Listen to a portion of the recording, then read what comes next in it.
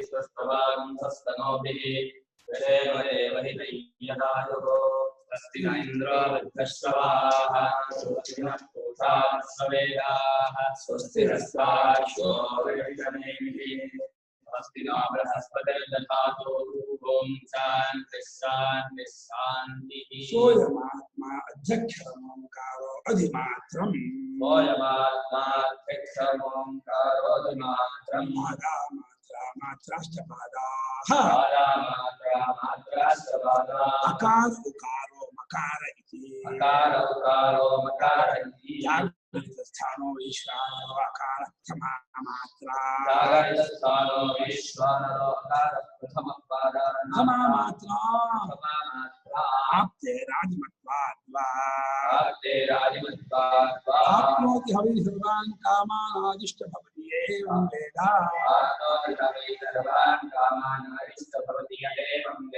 सत्वस्थानस्तेजसो उकारो द्वितीया मात्रा द्वितीया उत्कर्षादुभयत्वाद्वा उत्कर्षिति हवै ज्ञानसम्पत्तिं समानश्च भवति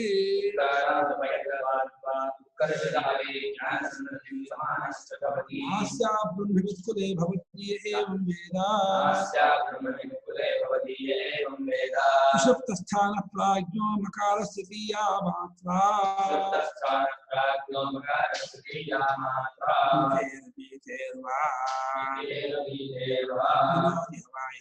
सर्वं अपेतिश्च भवति एवं वेद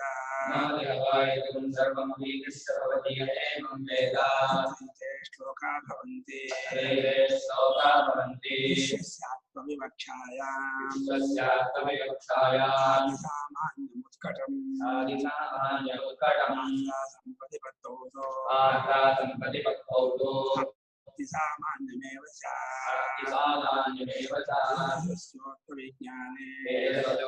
विज्ञाने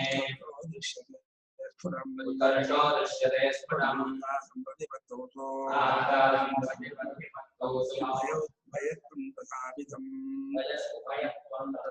अकारभावे प्राज्ञस्य सामान्यमुत्कटं सम्पतिपत्तौ सामान्यमेव सुधामसुयस्तुल्यं सामान्यं वेत्ति निश्चितः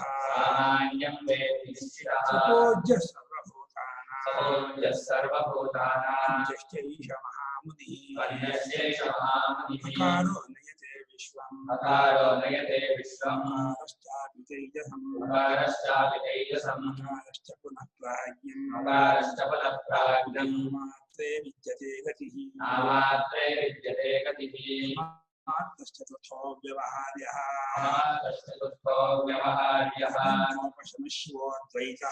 पञ्चोपशमस्योऽद्वैतः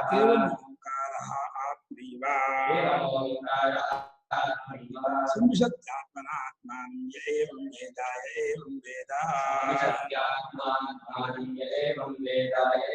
वेद अद्वैते श्लोका भवन्ति ओङ्कारं द्वादशो विद्यात् मात्रा न संशयः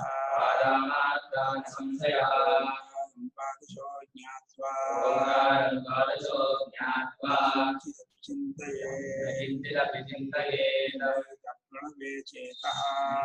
प्रणवे चेतः ॐ ब्रह्मनिर्भयं प्रणवे नित्ययुक्तस्य अभयं विद्यते क्वचित् सर्वोऽख्यपरं ब्रह्म परं स्मृतः अपूर्वोऽनन्तरो बाह्यः परः प्रणवो व्ययः सर्वस्य प्रणवो ह्यादिः मध्यमन्तस्तथैव च प्रणवं ज्ञात्वा यष्टुते तदनन्तरं प्रणवं ईश्वरं विद्यात् सर्वस्य हृदये स्थितं व्यापिनमोङ्कारं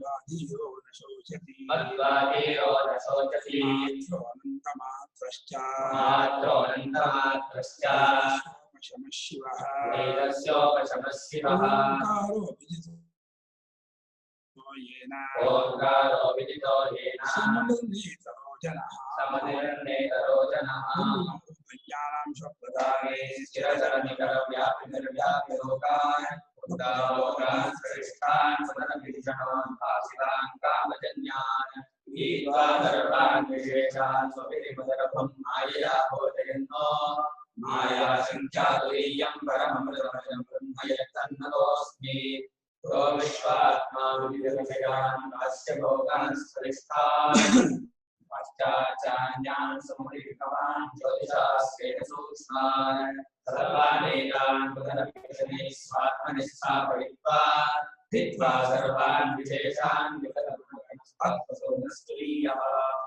ॐ नमो ब्रह्मादिभ्यो विद्यासम्प्रदाय ॐ नमो महद्भ्यो नमो रुद्रः सर्वोपरहितं प्रज्ञानघनं तस्मिन्नो ब्रह्मैवाहमस्मि ब्रह्मैवाहमस्मि श्रीमद्पुराणानाम् आलयं करुणालयं नमामि भगवत्पादं शङ्करं लोकशङ्करं शङ्करं शङ्कराचार्यं केशवं वादराजं सूत्रभाष्यकृतो वन्दे भगवन्तो पुनः श्रीनरसिंहभगवत्पूज्यपादसद्गुरुभ्यो नमः वन्देकं सच्चिदानन्दं यतिवर्यं महामतिं वेदवेदान्तसारथ्यं सद्गुरुं प्रणतोऽस्मि सदाहं सम्प्रदायज्ञं नीलमीन्द्रं सदा सत्वरं सच्चिदानन्दं सदाहं समाश्रये श्री श्री सच्चिदानन्देन्द्र श्री महासद्गुरुभ्यो नमः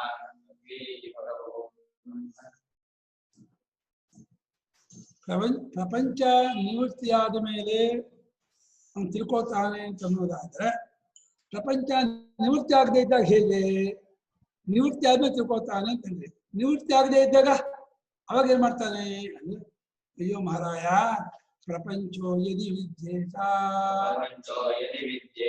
ನಿವರ್ತೇತನ ಸಂಶಯಃ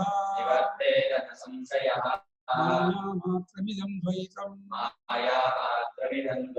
ಅದ್ವೈತಂ ಪರಮಾರ್ಥತಃ ಪ್ರಪಂಚೋ ಯದಿ ವಿದ್ಯೇತ ನಿವರ್ತೇತ ನ ಸಂಶಯಃ ಮಾಯಾಮಾತ್ರಮಿದಂ ದ್ವೈತಂ ಅದ್ವೈತಂ ಪರಮಾರ್ಥತಃ. ಪ್ರಪಂಚ ಅನ್ನೋ ಪದ ಪಚಿ ವಿಸ್ತಾರೆ ಅಂತ ಧಾತು. ಪಚಿ ಅನ್ನೋ ಇಕಾರ ಆದ್ರಿಂದ ಇದು ತೋನ ಧಾತು ಅಂದ್ರೆ ಪಂಚತೆ ಆಗುತ್ತೆ. ಪ್ರಾಣದ ಉಪಸರ್ಗ ಸೇರಿದೆ. ಯಾವುದು ವಿಸ್ತಾರವಾಗಿ ಹರಡಿಕೊಂಡಿದೆಯೋ ಅದಕ್ಕೆ ಪ್ರಪಂಚ ಅಂತಾರೆ. ಅದು ನಾಮ ರೂಪ ಕರ್ಮ ಈ ಮೂರು ಪ್ರಕಾರ ಹರಡಿಕೊಂಡಿದೆ. ನಾಮರೂಪ ಕರ್ಮಾತ್ಮಕವಾದ ಪ್ರಪಂಚವೇನುಂಟು ಅಂತ ನಾವೇನುಂಟು ಅಂತ ಇದ್ದೀವಿ ಅಂತ ಉಂಟು ಅಂದ್ರೆ ಅವ್ರು ಉಂಟು ಅಂತಿಲ್ಲ. ನಾವುಗಳ ಅಜ್ಞಾನಗಳೇನು ಪ್ರಪಂಚ ಇದೆ ವ್ಯವಹಾರ ಮಾಡ್ತಿದ್ದೀವಿ. ಅದ್ರ ಬಗ್ಗೆ ಹೇಳೋದಾದ್ರೆ ಏನಪ್ಪಾ ಅಂದ್ರೆ ಅದೇನಾದ್ರು ಇದ್ದದ್ದಾಗಿದ್ರೆ ಯದಿ ವಿದ್ಯೆ ಇದೆ. ಯದಿ ಅನ್ನೋದು ಅಜ್ಞಾನ ಕಾಲದಲ್ಲೂ ಅದಿಲ್ಲ ಅಂತ ಹೇಳೋಕೋಸ ಹೇಳ್ತಿದ್ದಾರೆ. ಇದೇ ಅನ್ನೋದು ಅಜ್ಞಾನವೇ ಹೊರತು ಅಜ್ಞಾನ ಕಾಲದಲ್ಲಿ ಇರುತ್ತೆ, ಜ್ಞಾನ ಕಾಲದಲ್ಲಿ ಹೋಗತ್ತೆ ಅಂತ ಹೇಳ್ತಾ ಇಲ್ಲ. ಅದು ವಸ್ತುತಃ ಇಲ್ಲದಕ್ಕೆ ಇರುವಿಕೆ ಹೋಗುವಿಕೆ ಎರಡೂ ಇಲ್ಲ. ಇಲ್ಲದ ಕಲ್ಪನೆ. ಅದ ಪ್ರಪಂಚ ಇದೆ ಅಂತ ಆಗಿದ್ರೆ ಅದನ್ನು ಕಳ್ಕೋಬಹುದಾಗಿತ್ತಪ್ಪ, ಅದನ್ನು ತೆಗಿಬಹುದಾಗಿತ್ತು. ಆದ್ರೆ ಅದು ಇಲ್ಲದ ಪದಾರ್ಥ, ಕಲ್ಪಿತ ಪದಾರ್ಥ, ಬರೀ ತೋರಿಕೆ, ಇಲ್ಯೂಷನ್ನು ಅಂತಾದ್ರಿಂದ ಮಾಯಾ ಮಾತ್ರ, ಬರೀ ಹುಸಿ ತೋರಿಕೆ ಅಷ್ಟೇ. ಮಾಯಾನ ಪದ ವ್ಯವಹಾರದಲ್ಲೂ ಹುಸಿ ತೋರಿಕೆ ಅರ್ಥದಲ್ಲೇ ಇಟ್ಕೊಂಡಿದ್ದಾರೆ. ಇದನ್ನು ಮಾಯೆ ಅಂದ್ರೆ ಇಲ್ಯೂಷನ್ನು, ಹುಸಿ ತೋರಿಕೆ ಅಂತ. ಈ ಪ್ರಪಂಚವು ಮಾಯಾ ಮಾತ್ರವೇ. ತೋರೋ ರೂಪದಿಂದ ಮಾಯಾ ಮಾತ್ರ, ಇರೋ ರೂಪದಿಂದ ಸದ್ಬ್ರಹ್ಮವೇ. ಸದ್ಬ್ರಹ್ಮವೇ ಅಜ್ಞಾನಿಗಳಿಗೆ ಪ್ರಪಂಚವಾಗಿ ತೋರ್ತಾ ಇರುತ್ತೆ. ಅಂದ್ರೆ ಅಜ್ಞಾನಿಗಳು ಸದ್ಬ್ರಹ್ಮವನ್ನ ಪ್ರಪಂಚ ಅಂತ ತಿಳಿತಾರೆ. ಅಂದ್ರೆ ಅಜ್ಞಾನಿಗಳಿಗೆ ಸದ್ಬ್ರಹ್ಮವು ಪ್ರಪಂಚವಾಗಿ ಕಾಣುತ್ತೆ. ಇದ್ರಲ್ಲಿ ಯಾವ್ದು ವಾಸಿ? ತಿಳಿತಾರೆ ಅನ್ನೋದು ವಾಸಿಯೋ, ಕಾಣುತ್ತೆ ಅಂತ ವಾಸಿಯೋ, ಅದಕ್ಕೆ ತೋರುತ್ತೆ ಅನ್ನೋದು ವಾಸಿಯೋ? ಮೂರಕ್ಕೂ ಒಂದೊಂದು ಇದಿದೆ, ಉದ್ದೇಶ ಇದೆ. ಹಾಗಾಗಿ ಎಲ್ಲವೂ ಕರೆಕ್ಟ್ ಆಗುತ್ತೆ. ಅದ ಅದ್ವೈತ ಪರಮಾರ್ಥ. ನಿಜವಾಗಿ ಹೇಳೋದಾದ್ರೆ ಇದು ಯಾವ ಪ್ರಪಂಚ ಇಲ್ಲ, ಹುಟ್ಟಿಲ್ಲ, ಹುಟ್ಟು ಇಲ್ಲವೇ ಇಲ್ಲ. ಅಲ್ಲ, ಅದ್ವೈತಕ್ಕೆ ಹುಟ್ಟು ಅನ್ನೋದು ಇಲ್ಲ, ನಾಶವೂ ಇಲ್ಲ. ಹುಟ್ಟಿಲ್ಲದ ನಾಶವಿಲ್ಲದ ಅಜಾದ್ವಯವಾದ ಪರಬ್ರಹ್ಮವೇ ಯಾವಾಗಲೂ ಇದು. ಅದ್ವೈತವೇ ಪರಮಾರ್ಥವಾಗಿರ್ತಕ್ಕದ್ದು. ಅದ್ವೈತ ಅಂತ ಹೇಳಿ ಪರಬ್ರಹ್ಮಕ್ಕೆ ಹೆಸರು. ದ್ವಿಧ ಇತಂ ದ್ವೈತಮಿತ್ಯಾಹು. ಎರಡೆರಡಾಗಿ ಓಡ್ಕೊಂಡಿದೆಯಲ್ಲ ಅದನ್ನ ದ್ವೈತ ಅಂತಾರೆ. ತದ್ಭಾವ ಅದಾಗಿರೋದೇ ದ್ವೈತ. ತನ್ನಾಶೇನ ಚ ಅದ್ವೈತಂ ಪ್ರತ್ಯಗ್ವಸ್ತು ಅಭಿಧೀಯತೆ. ಒಳಗಿರುವಂತಹ ಪರಬ್ರಹ್ಮ ವಸ್ತುವನ್ನೇ ಅದ್ವೈತ ಅಂತೇಳಿ, ದ್ವೈತವಿಲ್ಲದ್ದು, ಬಿಡಿಬಿಡಿಯಾಗಿಲ್ಲದ್ದು, ಎರಡಾಗಿ ಒಡೆದುಕೊಂಡಿಲ್ಲದೆ ಇರ್ತಕ್ಕಂಥ ಯಾವುದೋ ಆ ಪರಮಾರ್ಥ ತತ್ವವನ್ನು ಅದ್ವೈತ ಅಂತ ಹೇಳ್ತಾ ಇದ್ದಾರೆ. ಅದ್ವೈತ ಅನ್ನೋದು ಶ್ರುತಿಯಿಂದ ತಿಳಿದು ಬಂದಂತಹ ಒಂದು ಪರಮಾರ್ಥ ವಿಚಾರ ಹೊರತು ಯಾವುದೋ ವ್ಯಕ್ತಿಯಿಂದ ಸ್ಥಾಪನೆಯಾದ ವಿಚಾರ ಅಲ್ಲ. ಸತ್ಯಮೇವಂ ಸ್ಯಾತ್ ಪ್ರಪಂಚೋ ಯದಿ ವಿದ್ಯೇತ. ಕರೆಕ್ಟ್, ನೀನ್ ಹೇಳಿದ್ದು ಹಾಗಾಗುತ್ತಿತ್ತು. ಪ್ರಪಂಚ ಇದ್ದಾಗ ಏನೋ, ಇವಾಗ ಏನ್ ಮಾಡ್ತೀರಾ ಅಂತ ನೀವು ಅನ್ಬಹುದಾಗಿತ್ತು. ಯಾವಾಗ ಪ್ರಪಂಚವೇನಾದರೂ ನಿಜವಾಗಿ ಇರುವಂತಹ ಪದಾರ್ಥವಾಗಿದ್ದ ಪಕ್ಷದಲ್ಲಿ ನಿನ್ನ ಪ್ರಶ್ನೆಗೆ ಅರ್ಥವಿರುತ್ತಿತ್ತು. ಆದ್ರೆ ಇರುವ ಪದಾರ್ಥವೇ ಅಲ್ಲದಪ್ಪ. ರಜ್ವಾಂ ಸರ್ಪ ಇವ ಕಲ್ಪಿತ ನತು ಸಹ ವಿದ್ಯತೆ. ಸಹ ನಾಮ ಪ್ರಪಂಚ. ಪ್ರಪಂಚ ಶಬ್ದಸ್ಯ ಪುಲ್ಲಿಂಗತ್ವಾತ್ ತಚ್ಛಬ್ದೇನ ಪ್ರಪಂಚಂ ಪರಾಮರ್ಶಯತಿ ಭಾಷ್ಯಕಾರಃ ಸಹ ಇತಿ. ಸಹ ನತು ವಿದ್ಯತೆ, ಅದು ಇರೋದಿಲ್ಲ. ಯಾಕೆ? ರಜ್ವಾಂ ಕಲ್ಪಿತ ಸರ್ಪ ಇವ, ಹಗ್ಗದಲ್ಲಿ ಕಲ್ಪಿತವಾದ ಹಾವಿನಂತೆ ತೋರ್ತಾ ಇರುವಂತದ್ದು. ಪ್ರತ್ಯೇತ್ಯೇವ ಹಿ ಕೇವಲಂ ನತು ತತ್ರ ಪ್ರಪಂಚೋಸ್ತಿ. ರಜ್ಜು ಸರ್ಪ ದೃಷ್ಟಾಂತ ಬಿಡೋದೇ ಇಲ್ಲ ಭಾಷ್ಯಕಾರರು. ಎಲ್ಲಾ ಪ್ಯಾರಗಳು ಬಂದಿರ್ತದೆ. ಹಗ್ಗದಲ್ಲಿ ಹಾವು ತೋರುವ ಹಾಗೆ ಪ್ರಪಂಚ. ಇದು ಹಗ್ಗದ ಜಾಗದಲ್ಲಿ ಪರಮಾತ್ಮ ಪರಬ್ರಹ್ಮ ವಸ್ತು ಕೂತ್ಕೊಂಡಿದೆ, ಪ್ರಪಂಚ ಜಾಗ ಹಾವಿನ ಜಾಗದಲ್ಲಿ ಪ್ರಪಂಚ ಕೂತ್ಕೊಂಡಿದೆ. ವಿದ್ಯಮಾನಶ್ಚೇನ್ ನಿವರ್ತೇತ ಸಂಶಯ. ಇದ್ದದ್ದಾಗಿದ್ರೆ ಅದನ್ನ ಓಡಿಸ್ಬೇಕಾಗಿತ್ತು. ಹಾವು ಬಂದ್ಬಿಟ್ಟಿದೆ ಮನೆಗೆ ಅಂದ್ರೆ ಹಾವು ಓಡಿಸ್ಬೇಕು. ಇಲಿ ಬಂದ್ಬಿಟ್ಟಿದೆ ಅಂದ್ರೆ ಇಲಿ ಓಡಿಸ್ಬೇಕು. ಇಲ್ಲದ್ದು ಹಲ್ಲಿ ಹೋಗಿದೆ ಹೊಟ್ಟೆ ಒಳಗೆ ಹಾಗೇನೆ ಹೋಗದೆ ಇರೋ ಹಲ್ಲಿನ ಹೆಂಗ್ ತೆಗಿಯೋದ? ಹಲ್ಲಿ ಹೋಗಿ ಅಂದ್ಕೊಂಡ್ಬಿಟ್ಟಿದ್ದಾನೆ, ತೆಗಿಬೇಕು. ಸುಳ್ಸುಳಾಗ ಒಂದು ಹಲ್ಲಿಯನ್ನು ಹೊಡೆದು ಸಾಯಿಸಿ ಪಾತ್ರೆಗಿಟ್ಟು ಅದಕ್ಕೆ ವಾಂತಿ ಮಾಡಿಸ್ಬೇಕು ಅಷ್ಟೇ. ಇಲ್ದೇ ಇರೋ ಹೊಟ್ಟೆಲ್ಲೇ ಇಲ್ದಿರೋ ಹಲ್ಲಿ ತೆಗಿದೆ ಅಂತ ತೆಗಿಯೋದು. ಹಾಗೆ ಇರುವುದಾಗಿದ್ರೆ ಅದು ಹೋಗುತ್ತಿತ್ತಪ್ಪ, ತೆಗಿಬಹುದಾಗಿತ್ತು. ಇರುವಂಥದ್ದಲ್ಲ. ನಹಿ ರಜ್ವಾಂ ಭ್ರಾಂತಿ ಬುದ್ಧಿಯ ಕಲ್ಪಿತ ಸರ್ಪ ವಿದ್ಯಮಾನ ಸನ್ ವಿವೇಕೋ. ಸ್ವಾಮಿಗಳು ಅನುಮಾನದಲ್ಲಿ ಇರುವುದಾದ್ರೆ ಹೋಗಿದ್ದು ಅಲ್ಲಿ ಒಂದು ಕ್ರಮ ಹಾಕೊಂಡಿದ್ದಾರೆ. ಇದು ಅನ್ವಯ ಹೇಗ್ ಮಾಡ್ಕೋಬೇಕು ಅಂದ್ರೆ, ನಿಜವಾಗ್ಲೂ ಇದ್ದಿದ್ರೆ ಸಂಶಯ ತೊಲಗುತ್ತಿರಲಿಲ್ಲ ಅಂತ ಮಾಡ್ಕೋಬೇಕಾ? ಇದ್ದಾಗಿದೆ ಹೋಗ್ಬೇಕಾಗಿತ್ತು, ಅದು ಸಂಶಯ ಇಲ್ಲ, ಅದ್ರಲ್ಲಿ ಡೌಟ್ ಇಲ್ಲ. ದೇರ್ ಇಸ್ ನೋ ಡೌಟ್ ಅಂತ. ಇದ್ದದ್ದಾಗಿ ತೆಗಿಬೇಕಾಗಿತ್ತು, ಅದ್ರಲ್ಲಿ ಸಂಶಯ ಇಲ್ಲ ಅಂತ ಆಗತ್ತ. ಅಲ್ಲ, ಸ್ವಾಮಿಗಳು ಹಾಗೆ ಮಾಡಿದ್ದು ಅಂತ. ಹೌದು, ಹೋಗಿತ್ತು ಅಂತ ಹೋಗಿತ್ತು, ಅದಕ್ಕೆ ಇದಕ್ಕೆ ಸಂಶಯ ಇಲ್ಲ. ಅದು ಹೋಗೋ ವಿಷಯಕ್ಕೆ ಸಂಶಯ ಇಲ್ಲ ಅಂತ. ಹೋಗುವ ವಿಷಯಕ್ಕೆ ಸಂಶಯ ಇಲ್ಲ, ಇದಕ್ಕೆ ಅಂದ್ರೆ ಹೋಗೋ ವಿಷಯಕ್ಕೆ. ಇಲ್ಲಿ ವ್ಯಾಕರಣದ ಇದರಲ್ಲಿ ಹೀಗೆ ಮಾಡಿದಾರ. ಸುಮ್ಮನೆ ಹೀಗೆ ಸರಳವಾದ ನಿಯಮ ಅಂದ್ರೆ ಎಲ್ಲಿ ಪ್ರಪಂಚ ವಿದ್ಯೆಯ ಸಂಶಯ ನಿವರ್ತತೆ ಆಗ್ತದೆ. ಯಾವ ಸಂಶಯ? ಯದಿ ವಿದ್ಯಮಾನ ಪ್ರಪಂಚ ಸಂಶಯ ಸಂಶಯ ನಿವರ್ತತೆ. ಹಿಂದೆ ಆಕ್ಷೇಪ ಹಾಕೊಂಡ್ರಲ್ಲ, ಪ್ರಪಂಚ ತೊಲಗಿದ್ರೆ ಪ್ರಪಂಚವು ಹೋದರೆ ಅದ್ವೈತವು ಹೇಗೆ ಅಂತ ಆ ಸಂಶಯ. ಅದ್ವೈತ ಹೇಗೆ ಸಂಶಯವಾ? ಈಗ ಟೀಕೆ ಹಾಕೊಂಡ್ರಲ್ಲ ಅಲ್ಲ, ನೀ ಹೇಳಿ ಅನ್ವಯ ಮಾಡಿ. ಅಲ್ಲ, ಅದಕ್ಕೆ ನಾನು ತಪ್ಪನ್ವಯ ಮಾಡ್ತಿದ್ದೀನಿ ಅಂತ ಗೊತ್ತಾಗ್ತಿದೆ ನನಗೆ. ಯಾಕೆಂದ್ರೆ ನಿವರ್ತೇತ ಪದ ಓದಿತು ಅಂತ ಹಾಕಿದ್ದಾರೆ. ಅಲ್ಲ, ನಾನು ಯದಿ ಪ್ರಪಂಚ ವಿದ್ಯೆಯ ಸಂಶಯ ನ ನಿವರ್ತತೆ ಅರ್ಥದಲ್ಲಿ. ಸಂಶಯವು ಅವಾಗ ಹೋಗ್ತಾನೆ ಇರಲಿಲ್ಲ. ಸಂಶಯ ಏನಾದ್ರು ಪ್ರಪಂಚ ಅಂತ ಇದ್ದಿದ್ರೆ ಅವಾಗ ಒಂದು ಕ್ಲಾರಿಫಿಕೇಶನ್ ಆಗಲ್ವಲ್ಲ. ನಿವರ್ತೇತ ಬರೋಲ್ಲ. ನಿವರ್ತೇತ ಓದಿತುಗೆ ನಿವರ್ತೇತ ಅಂದು ಸಂಶಯ ಯಾವುದು ಅಲ್ಲ, ವಿದ್ಯಮಾನಶ್ಚ ಸಂಶಯ ಭೌದುಕ್ತಿರೀತ್ಯ ನಿವರ್ತ ಕಥಂ ನಿವರ್ತತೆ ನಿವರ್ತೇತ ಸರ್ವಥಾಪಿ ನ ನಿವರ್ತೇತ. ಹೋಗೋದೇ ಇಲ್ಲ ಅದು.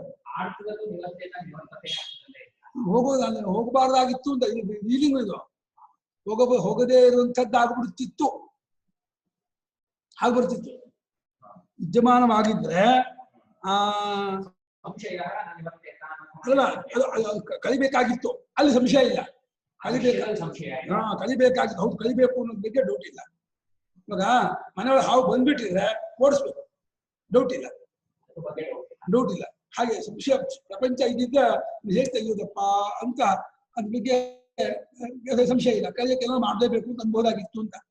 ಇದ್ದದ್ದಾಗಿದೆ ಕಳೆಯೋದಕ್ಕೆ ಏನ್ ಮಾಡ್ಬೇಕಪ್ಪ ಅಂತ ಒಂದು ಸಂಶಯ ಬಂದು ಬರುದು ಅದೇನೋ ಡೌಟ್ ಇಲ್ಲ. ಕಳ್ಕೊಳ್ಬೇಕು ಅನ್ನೋದ್ರ ಬಗ್ಗೆ ಡೌಟ್ ಇಲ್ಲ ಅಂತ ಒಂದು ದೃಷ್ಟಾಂತ ಕೊಟ್ಟು ಗೊತ್ತಾಯ್ತು ನೋಡಿ. ರಜ್ವಾಂ ಭ್ರಾಂತಿ ಬುದ್ಧ ಕಲ್ಪಿತ ಸರ್ಪ ವಿದ್ಯಮಾನ ಸನ್ ವಿವೇಕತೋ ನಿವೃತ್ತಃ. ಹಗ್ಗದಲ್ಲಿ ಭ್ರಾಂತಿ ಬುದ್ಧಿಯಿಂದ ಕಲ್ಪಿತವಾದ ಹಾವು ನಿಜವಾಗಿ ಇದ್ದದ್ದಾಗಿದ್ದು ವಿವೇಕದಿಂದ ಹೋಗುತ್ತೆ ಅನ್ನೋದಿಲ್ಲ ಅಲ್ವೇ? ನಿಜವಾಗಿ ಇದ್ದದ್ದಾಗಿದೆ ಅಲ್ಲಿ ಹಾವು, ತಿಳ್ಕೊಂಡ್ರು ಹೋಗಲ್ಲೋ. ಮನೆಯೊಳಗೆ ಬಂದ ಹಾವು, ನಾಗರ ಹಾವಿಲ್ಲ, ಅದು ಹಗ್ಗ ಅಂತ ತಿಳ್ಕೊಂಡ್ಬಿಟ್ಟು ಮಲ್ಕೊಳ್ಳೋಣ. ಮಂಚದಡಿ ಹಾವಿದೆ, ನಾಗರ ಹಾವು, ಘಟಸರ್ಪ ಮರಗಳಿದೆ, ಕಾಲಿನ ಸರ್ಪ ಮಂಚದಡಿ ಇದೆ, ಯಾವ್ದು ಹಾವು ಅಂತೇಳಿ ಹಾವು ಅಂತ ಹಗ್ಗ ಅಂತ ಅಂದ್ಕೊಂಡು ಹಾವು ನೋಡಿಯೇ ಹಗ್ಗ ಅಂತ ಅಂದ್ಕೊಂಡ್ಬಿಡ್ತೀನಿ ಅಂತ ಹೇಳಿ ಹೋಗಿ ಮಲ್ಕೊಳಕ್ಕಾಗತ್ತೋ? ಹಾವು ಗೊತ್ತಾಗ್ಬಿಟ್ರೆ ಹಾವಿಂದ ಹರನೂ ನಡಗಲ ಅಂತ, ಶಿವನು ನಡಗಲೇಬೇಕು, ಮಂಚ ಓಡಿಸ್ಬೇಕು, ತೆಗಿಬೇಕು. ಇದ್ದದ್ದಾಗಿದ್ರೆ ಭ್ರಾಂತಿ ಬುದ್ಧಿಯಿಂದ ಕಲ್ಪಿತವಾದ ಹಾವು, ಹಗ್ಗದಲ್ಲಿ ಭ್ರಾಂತಿ ಕಲ್ಪಿತ ಹಾವು ಇದ್ದದ್ದಾಗಿದ್ರೆ ಅದು ವಿವೇಕದಿಂದಲೂ ನಿವೃತ್ತ ಆಗೋದಿಲ್ಲ ಅಲ್ವೇ? ಭ್ರಾಂತಿ ಬುದ್ಧಿಯಿಂದ ಕಲ್ಪಿತವಾಗಿರೋದು ವಿವೇಕದಿಂದ ಹೋಗೋದು, ನಮ್ಮ ವಿವೇಕದಿಂದ ಹೋದಂಗ ಆಗುತ್ತೆ. ನಿಜ ಮಾಯಾ ಮಾಯಾವಿನ ಪ್ರಯುಕ್ತ ತದ್ದರ್ಶಿನಾಂ ಚಕ್ಷುರ್ಬಂಧಾಪಗಮೇ ವಿದ್ಯಮಾನ ಸತಿ ನಿವೃತ್ತ. ಮಾಯೆ ಅಂತಿದೆಯಲ್ಲಪ್ಪ, ಮಾಯಾವಿ ಮಾಯೆ ತೋರಿಸ್ತಾನೆ. ಆ ಮಾಯೆ ಏನ್ ತೋರಿಸ್ತಾನೆ? ಅದು ನೋಡುವವರ ಕಣ್ ಕಟ್ಟಿ ತೋರಿಸ್ತಾನೆ. ಯಾರು ನೋಡ್ತಿರ್ತಾರೋ ಮಾಯೆನ ಅವ್ರ ಕಣ್ ಕಟ್ಟೋದ್ರಿಂದ ಅವ್ರಿಗೂ ಗೊತ್ತಾಗದೆ ಇರೋಗೆ ಕಣ್ಣಿಗೆ ಏನೋ ಒಂದು ಮರೆ ಮಾಚ್ತಾನೆ. ಮರೆ ಮಾಚಿಬಿಟ್ಟು ಮಾಯೆ ತೋರಿಸ್ತಾನಲ್ಲ, ಆ ಬಂಧ ಹೋದ್ಮೇಲೂ ಕೂಡ ಆ ಮಾಯೆ ಇದ್ದದ್ದಾದ ಮಾಯೆ ಹೋಯ್ತು ಅಂತ ಅಂದ್ಕೊಳ್ಳಲ್ಲ. ಏನೋ ತೋರಿಸ್ದಪ್ಪ ಆಮೇಲೆ ಇಲ್ಲೇ ಇಲ್ಲ ಅಂತಂತಾರೆ ಹೊರತು ನಿಜವಾಗಿ ಇದ್ದದ್ದಾದ ಮಾಯೆ ಹೋಯ್ತು ಅಂತ ವ್ಯವಹಾರದಲ್ಲೂ ಇಲ್ಲ. ಮಾಯಾನ ಪದವೇ ಹುಸಿ ತೋರಿಕೆ, ಇಲ್ಲದ್ದಾದ ತೋರುದು, ಇಲ್ಲದ್ದಾದ ಆಕಾಶ ನೀಲಿ ಮಾಯೆ. ಅದು ಗೊತ್ತಾದ್ಮೇಲೆ ಹೇಳೋದು ಮಾಯೆ, ತಪ್ಪುಕೊಂಡಾಗ ಅದು ಅವಿದ್ಯೆ. ಅದನ್ನ ಮಾಯಾವಿಯಿಂದ ಪ್ರಯುಕ್ತವಾದ ಮಾಯೆ ಏನುಂಟೋ ಅದನ್ನು ನೋಡುವಂಥವರ ಕಣ್ಣಿಗೆ ಮಾಯೆ ನೋಡೋರು ಬಂಧ ಆಗುತ್ತೆ. ಆ ಬಂಧ ಹೋದ ಮೇಲೆ ಅದು ನಿಜವಾಗಿ ಮಾಯೆ ಇದ್ದದ್ದಾದ ಮಾಯೆ ಹೋಯ್ತು ಅಂತ ಏನಾಗೋದಿಲ್ಲ. ಏನೋ ತೋರಿಸ್ದಪ್ಪ, ಏನೇನೋ ಕಾಣ್ತು, ಆಮೇಲೆ ಬರೀ ಇಲ್ಯೂಷನ್, ಬರೀ ತೋರಿಕೆ, ಭ್ರಾಂತಿ ಏನೂ ಇಲ್ಲ. ತಥಾ ಇದಂ ಪ್ರಪಂಚಾಖ್ಯಂ ಮಾಯಾ ಮಾತ್ರಂ ದ್ವೈತಂ. ಇದೇ ರೀತಿ ಈ ಪ್ರಪಂಚವೆಂಬುದೇನುಂಟು, ದ್ವೈತ ರೂಪವಾದ ಪ್ರಪಂಚವೆಂಬುದೇನುಂಟು, ಇದು ಮಾಯಾ ಮಾತ್ರವಾದಂತಹ ದ್ವೈತ. ಬರೀ ಹುಸಿ ತೋರಿಕೆ ರೂಪವಾಗಿರುವ ದ್ವೈತ ಪ್ರಪಂಚ ಇದು. ರಜ್ಜುವತು ಮಾಯಾವಿವಚ್ಚ ಅದ್ವೈತಂ ಪರಮಾರ್ಥತಃ. ಅಲ್ಲಿ ದೃಷ್ಟಾಂತದಲ್ಲಿ ಹಗ್ಗ ಹೇಗೆ ಅಲ್ಲಿ ವ್ಯಾವಹಾರಿಕವಾಗಿ ನಿಜವಾಗಿರ್ತಕ್ಕಂಥೋ ಅದೇ ರೀತಿ ಅದು ಮಾಯಾವಿ ಹೇಗೆ ನಿಜವಾಗಿರ್ತಕ್ಕವನೋ, ದೃಷ್ಟಾಂತದಲ್ಲಿ ಮಾಯಾವಿ ನಿಜವಾಗಿರ್ತಕ್ಕಂಥ, ದೃಷ್ಟಾಂತ ರಜ್ಜು ನಿಜವಾಗಿರ್ತಕ್ಕಂಥ. ಅದರಂತೆ ಇಲ್ಲಿ ಅದ್ವೈತ ಪರಮಾರ್ಥವಾಗಿದೆ. ಅದ್ವೈತ ಅಂತ ತತ್ವಕ್ಕೆ ಹೆಸರು, ಪರಮಾರ್ಥ ತತ್ವ ಅದ್ವೈತ. ಅನುಭವ ಅದ್ವೈತ, ಬ್ರಹ್ಮ ಶಬ್ದ ಬೇರೆ, ಇದು ಅದ್ವೈತ ಪದ ಹಾಕಿದ್ದಾರೆ, ಬ್ರಹ್ಮವನ್ನೇ ಅದ್ವೈತ ಅಂತ ಇದ್ದಾರೆ. ತಸ್ಮಾತ್ ನ ಕಶ್ಚಿತ್ ಪ್ರಪಂಚ ಪ್ರವೃತ್ತಃ ನಿವೃತ್ತೋ ವಾ ಅಸ್ತಿ ಇತ್ಯಭಿಪ್ರಾಯಃ.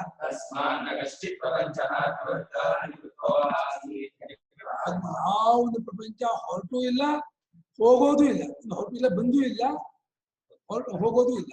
ಎಲ್ಲ ಅವಿದ್ಯೆಯಿಂದ ಮಾಯೆಯಿಂದ ಬಂದ ಹಾಗೆ, ಮಾಯೆ ಹೋದ್ಮೇಲೆ ಹೋದಾಗಾಯ್ತು ಅಂತೇಳಿ ವ್ಯವಹಾರ ಅಷ್ಟೇ. ಹಾಗಾದ್ರೆ ಇದು ಶಾಸ್ತ್ರ, ಶಿಷ್ಯ, ಗುರು, ಅದು ನನು ಶಾಸ್ತ್ರ ಶಾಸ್ತ್ರಂ ಶಿಷ್ಯ ಅಯಂ ವಿಕಲ್ಪ ಕಥಂ ನಿವೃತ್ತ ಇತಿ.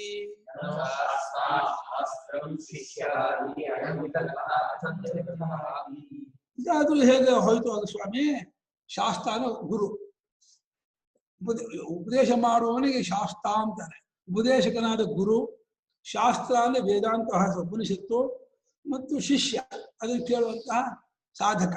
ಈ ಒಂದು ವಿಕಲ್ಪ ಉಂಟ. ವಿಕಲ್ಪ ಅಂದ್ರೆ ವಿವಿಧ ಕಲ್ಪ, ವಿಕಲ್ಪ ವಿವಿಧವಾದಂತಹ ಕಲ್ಪನೆ, ಭಾವನೆ ಇದೆಯಲ್ಲ, ಇದು ಹೇಗೆ ಹೋಗುತ್ತೆ, ಇದು ಹೇಗೆ ನಿವೃತ್ತಿ ಆಗುತ್ತೆ, ಇದರ ತೊಲಗುವಿಕೆ ಹೇಗೆ ಅಂತ ಹೇಳಿದ್ರೆ ಅದಕ್ಕೆ ಗೌಡಪಾದರ ಕಾರಿಕೆ ಹೇಳ್ತಾ ಇದ್ದಾರೆ.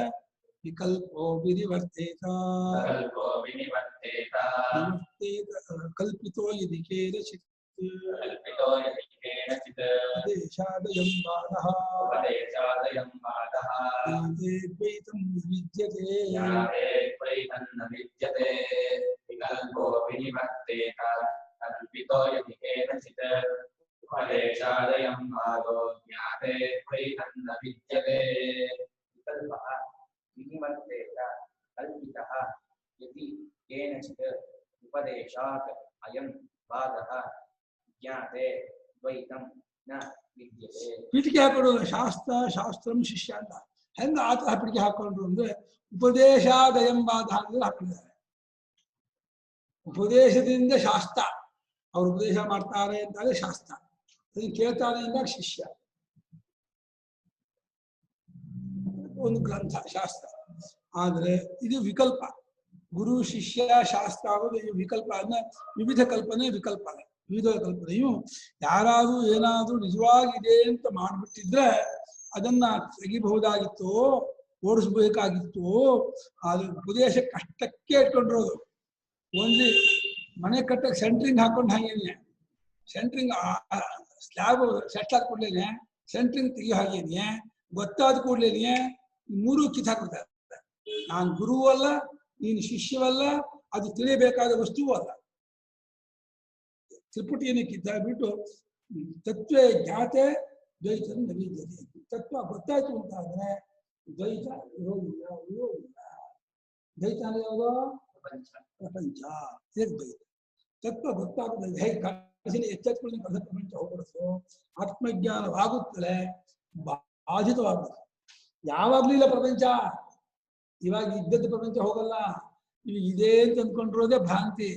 ಈಗಲೂ ಇಲ್ಲ ಪ್ರಪಂಚ, ಜ್ಞಾನವಾದ ಮೇಲೂ ಇಲ್ಲ, ಹುಟ್ಟೋಕ್ ಮುಂಚೆನೂ ಇಲ್ಲ, ಯಾವಾಗಲೂ ಇಲ್ಲ.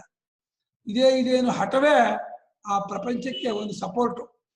ನಿಮ್ಮಲ್ಲಿ ಹಠ ಮಾಡಿದ್ರೆ ನಾನು ಬದುಕೋತೀನಿ ಅಂತ ಹೇಳಿ ನಮ್ಗೆ ಹಠ ಮಾಡೋ ಬುದ್ಧಿ ಮಾಡ್ಕೊಟ್ಟಿದೆ. ಎಂಭಾವಂ ದರ್ಶಯೇತ್ಯಸ್ತು ಸಂಭಾವಂ ಶತು ಪಶ್ಯತಿ. ಪ್ರಪಂಚ ನಮ್ಗೆ ಇದೇನು ಬುದ್ಧಿ ಕೊಡದೆ ಹೋಗಿದ್ರೆ ತಾನೇ ಇರಲ್ಲ. ಅದಕ್ಕೋಸ್ಕರ ಅದು ನಮ್ಗೆ ಇರೋನು ಬುದ್ಧಿ ಕೊಟ್ಟು ಹಠ ಮಾಡಿಸ್ತಾ ಇದೆ. ಇದೇನ್ ವಾದ ಮಾಡ್ರೋ, ಇದೇನ್ ಹೇಳ್ರೋ, ಇದೇನ್ ನೀವೆಲ್ಲ ವಾದ ಮಾಡದೆ ಹೋದ್ರೆ, ಇದೇನ್ ಹೇಳ್ದೆ ಹೋದ್ರೆ ನಿಮಗೂ ಅಸ್ತಿತ್ವ ಇರಲ್ಲ, ನನಗೂ ಅಸ್ತಿತ್ವ ಇರಲ್ಲ, ಇಬ್ರು ಬಿದ್ದು ಹೋಗ್ಬಿಡ್ತೀವಿ. ಅದೇ ಬಿಟ್ಕೊಡ್ಬೇಡಿ. ವೇದಾಂತಿಗಳು ಜ್ಞಾನಿಗಳು ಬಂದು ಕಿತ್ತಾಕ್ಬಿಡ್ತಾರೆ. ನೀವು ಏನ್ ಮಾಡಿ ಒಪ್ಕೋಬೇಡಿ ಅಂತ ಹೇಳಿ ಪ್ರಪಂಚ ಪಾಠ ಹೇಳ್ಕೊಡ್ತಾ ಇದೆ. ಯಾವ ಕಾರಣಕ್ಕೂ ಪ್ರಪಂಚ ಇಲ್ಲ ಅಂತಂದ್ರೆ ಹೂಣ್ಬೇಡಿ. ನಿಮ್ಮನ್ನು ಇಲ್ಲ ಅಂದ್ಬಿಡ್ತಾರೆ, ನಿಮ್ಮ ದೇಹ ನಿಮ್ಮನ್ನು ಕಿತ್ತಾಕ್ಬಿಡ್ತಾರೆ, ನಿಮ್ಮನ್ನು ಇಲ್ಲ ಮಾಡಿ ಪ್ರಪಂಚ ನನ್ನನ್ನು ಇಲ್ಲ ಮಾಡಿ ಎಲ್ಲ ತೆಗೆದಾಕ್ಬಿಡ್ತಾರೆ. ಇದನ್ನು ಯಾವ ಕಾರಣಕ್ಕೂ ಅವಾಗ ಹೇಳಿ ಮಾಯಾವಾದ, ಮಾಯಾ ಪ್ರಪಂಚ ಈ ರೀತಿ ಘೋಷಿತ. ವಿಕಲ್ಪ ವಿನಿವರ್ತೇತ ಇದು ಕೇನಚಿತ್ ಕಲ್ಪಿತ ಸ್ಯಾತ್. ಕೇನಚಿತ್ ಅನ್ನೋ ಪದ ಅಜ್ಞಾನಿಯೂ ಕಲ್ಪಿಸಿದ್ಲ ಅಂತ. ಅಜ್ಞಾನಿ ಕಲ್ಪಿಸಿದ್ದೀನಿ ಅನ್ನೋದು ಅಜ್ಞಾನವೇ ಹೊರತು ಅವನಿಗೂ ಕಲ್ಪಿಸೋಕ್ಕಾಗಲ್ಲ. ಇಲ್ಲದೇ ಇರೋ ಪ್ರಪಂಚವನ್ನು ಯಾರಿಗೂ ಕಲ್ಪಿಸೋಕ್ಕಾಗಲ್ಲ ಅಂತ ಇದ್ದಾರೆ.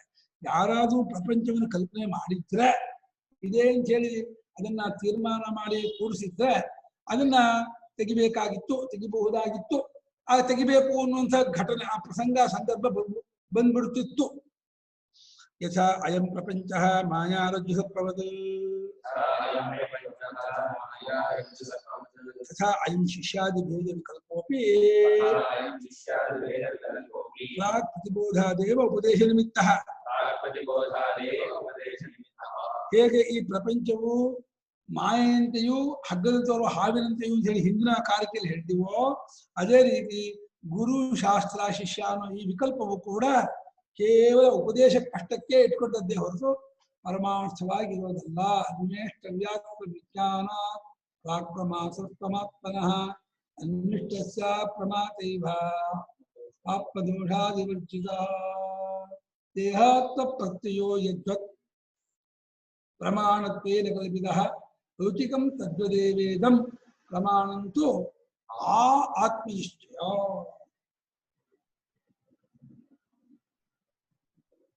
ಪ್ರತಿಬೋಧಾದೇವ ಜ್ಞಾನದಿಂದಲೇ ತಿಳುವಳಿಕೆಯಿಂದಲೇ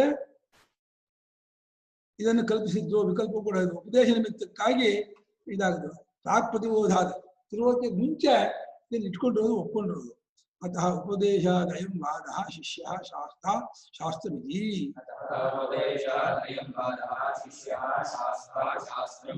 उपदेशात् पंचमी निमित्तार्ಥ ಆದ್ದರಿಂದ ಉಪದೇಶಕ್ಕೋಸ್ಕರವಾಗಿ ಈ ವಾದ ಅಂದ್ರೆ ಸ್ಟೇಟ್ಮೆಂಟ್, ಹೇಳುವಿಕೆ ಅಂತ ಅರ್ಥ. ಏನ್ ಹೇಳುವಿಕೆ?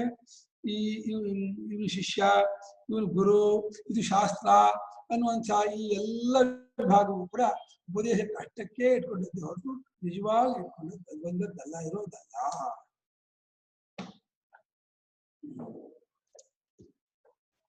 उपदेश कार्य ज्ञाने निर्वर्त्य ज्ञाते परमार्थ तत्वे द्वैतं न विद्यते. उपदेश ಕಾರ್ಯವಾಗಿರುವಂತಹ ಜ್ಞಾನ ಅದು ಉಂಟಾದದ್ದಾಯಿತು, ತೋರ್ಕೊಳ್ತು, ಗೊತ್ತಾಯ್ತು ಅಂತಾದ್ರೆ, ಪರಮಾರ್ಥ ಗೊತ್ತಾಯ್ತು ಅಂತಾದ್ರೆ ಇನ್ನು ದ್ವೈತ ಇರೋದೇ ಇಲ್ಲ. ಎಚ್ಚರವಾದ ಕೂಡಲೇ ಕನಸ ಪ್ರಪಂಚ ಇಳಿದಿರೋ ಹಾಗೆ ಜ್ಞಾನವಾದ ಕೂಡಲೇ ಈ ಪ್ರಪಂಚವೂ ಇರಲ್ಲ. ಅದ್ವೈತದಲ್ಲಿ ಅವನು ಉಂಟಾಗುತ್ತಾನೆ. ಹೀಗೆ ಅಭಿಧೇಯ ಪ್ರಧಾನವಾದ ಪಾದ ವಿಚಾರ ಮುಗೀತು. ಸ್ವಯಮಾತ್ಮ ಚತುಷ್ಪಾದದಲ್ಲಿ 4 ಪಾದಗಳಿದ್ದಾನೆ ಅಂತ ಹೇಳಿ ವಿಶೇಷ ಪ್ರಾಜ್ಞ ಮತ್ತೆ ತುರಿಯ ಅಂತ ಹೇಳಿ ಅಭಿಧೇಯ ಪ್ರಧಾನ ಬ್ರಹ್ಮನ್ ಹೇಳ್ತಲ್ಲ, ಅದರ ವಿಚಾರ ತಿಳಿಸ್ಕೊಟ್ಟದ್ದಾಯಿತು. ಈಗ ಅಭಿಧಾನ ಪ್ರಧಾನವಾಗಿ ಅದೇ ತತ್ವವನ್ನೇ ಹೇಳ್ತೀನಿ ಅಂತ ಹೇಳಿ ಇನ್ನು ಮುಂದಿನ ಮಂತ್ರ ಆರಂಭ ಆಗ್ತೇನೆ. ಸೋಯಮಾತ್ಮ ಅಧ್ಯಕ್ಷರಂ ಓಂಕಾರ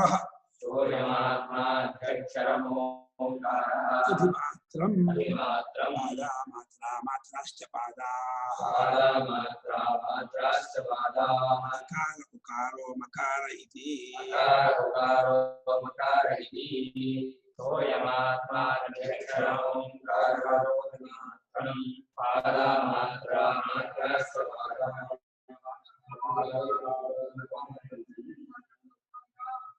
सह वयं आत्मा अध्यक्षरं अकारं ओंकारः अधिमात्रं पादाः मात्राः ता पादाः उकारः उकारः मकारः. ಆ ಈ ಆತ್ಮನೆ ಚತುಷ್ಪಾದಾಗಿರುವ ಆ ಆತ್ಮನೆ ಅಕ್ಷರಂ ಅಧ್ಯಕ್ಷರಂ, ಅಕ್ಷರವನ್ನು ಇಟ್ಕೊಂಡು ಹೇಳಕ್ ಹೊರಟ್ರೆ, ನಾಮದಿಂದ ಹೇಳಕ್ ಹೊರಟ್ರೆ ಅದು ಓಂ ಅಂತ. ವಸ್ತು ಕಡೆಯಿಂದ ಬ್ರಹ್ಮ ಅಂತಂದ್ವಿ, ಹೆಸರು ಕಡೆಯಿಂದ ನಾಮದ ಕಡೆಯಿಂದ ಅದನ್ನು ಓಂ ಅಂತ ಇದ್ದಾರೆ ಅಧಿಮಾತ್ರ. ಆದ್ರೆ ಓಂಕಾರ ಅಧಿಮಾತ್ರವಾದ ಮೇಲೆ ಪಾದಗಳೇ ಮಾತ್ರಗಳು, ಮಾತ್ರಗಳೇ ಪಾದಗಳು. ಪಾದ ಅಂದ್ರೆ ವಿಶ್ವಾದೇಶ ಪ್ರಾಜ್ಞ, ಮಾತ್ರ ಅಂದ್ರೆ ಅಕಾರ ಉಕಾರ ಮಕಾರ. ಅಂದ್ರೆ ಒಂದೇ ಪರಮಾರ್ಥ ತತ್ವ. ವಸ್ತು ದೃಷ್ಟಿಯಿಂದ ಎಚ್ಚರ ವಿಶ್ವ ಅಂತ ತೋರಿದ್ರೆ ಅದೇ ಪರಮಾರ್ಥ ತತ್ವ ಅಭಿಧಾನ ಕಡೆಯಿಂದ ಅದು ಅಕಾರ ಅಂತ ತೋರ್ತಾ ಇದೆ. ಆ ಓಂಕಾರ ಅಕಾರ ಅಂದ್ರೆ ವಿಶ್ವಕ್ಕೆ ಅಕಾರ ಅಂತ ಹೆಸರಲ್ಲ, ಎಚ್ಚರಕ್ಕೆ ಅಕಾರ ಅಂತ ಹೆಸರಲ್ಲ. ಆ ಅಂತಂದ್ರು ಒಂದೇ, ವಿಶ್ವ ಅಂತಂದ್ರು ಒಂದೇ. ಅಂದ್ರೆ ಆ ಅಂತಂದ್ರು ಒಂದೇ, ಎಚ್ಚರ ಅಂತಂದ್ರು ಒಂದೇ. ಶಬ್ದ ಬಿಟ್ಟು ವಸ್ತು ಇಲ್ಲ, ವಸ್ತು ಬಿಟ್ಟು ಅಂದ್ರೆ ವಿಶ್ವದ ಬಿಟ್ಟು ಶಬ್ದವಿಲ್ಲ ಅಭಿಧಾನದಾಗಿ. ಅಭಿಧಾನ ಪ್ರಧಾನವಾಗಿ ಅಕ್ಷರ ಬಿಟ್ಟು ಅಂದ್ರೆ ಮಾತ್ರ ಬಿಟ್ಟು ಆ ವಸ್ತು ಇಲ್ಲ ಅಂತ ಈ ರೀತಿ ಪಾದಗಳೇ ಮಾತ್ರಗಳು, ಮಾತ್ರಗಳೇ ಪಾದಗಳು ಅಂತಾಗಿ ಅದು ಅಕಾರ ಉಕಾರ ಮಕಾರ ಅಂತೇಳಿ 3 ಪಾದಗಳು, 3 ಮಾತ್ರೆಗಳು. ಯಾವುದಕ್ಕೆ? ಓಂಕಾರಕ್ಕೆ. ಓಂಕಾರಕ್ಕೆ 3 ಮಾತ್ರೆಗಳು ಒಂದು. ಹೇಗೆ ಬ್ರಹ್ಮಕ್ಕೆ 3 ಪಾದಗಳು ಅಂತ ಹೇಳಿ ವಿಶ್ವಾದೇಶ ಪ್ರಾಜ್ಞಾ ಅಂತ ಹೇಳಿದ್ವೋ, ಓಂಕಾರಕ್ಕೆ 3 ಮಾತ್ರೆಗಳು ಅಕಾರ ಉಕಾರ ಮಕಾರ ಅಂತ. ಹೇಗೆ ಬ್ರಹ್ಮ ಅಂತಂದ್ರೆ ವಿಶೇಷ ಪ್ರಾಜ್ಞಕ್ಕಿಂತ ಬೇರೆ ತುರಿಯ ಅಂದ್ರೆ ವಿಲಕ್ಷಣವೋ, ಓಂ ಅಂದ್ರೆ ಈ ಮಾತ್ರೆಗಳಿಂದ ವಿಲಕ್ಷಣವಾಗಿರುವ ತತ್ವವನ್ನು ಓಂ ಅಂತ ಹೇಳ್ತಾ ಇದ್ದಾರೆ ಅಂತ ಅರ್ಥ.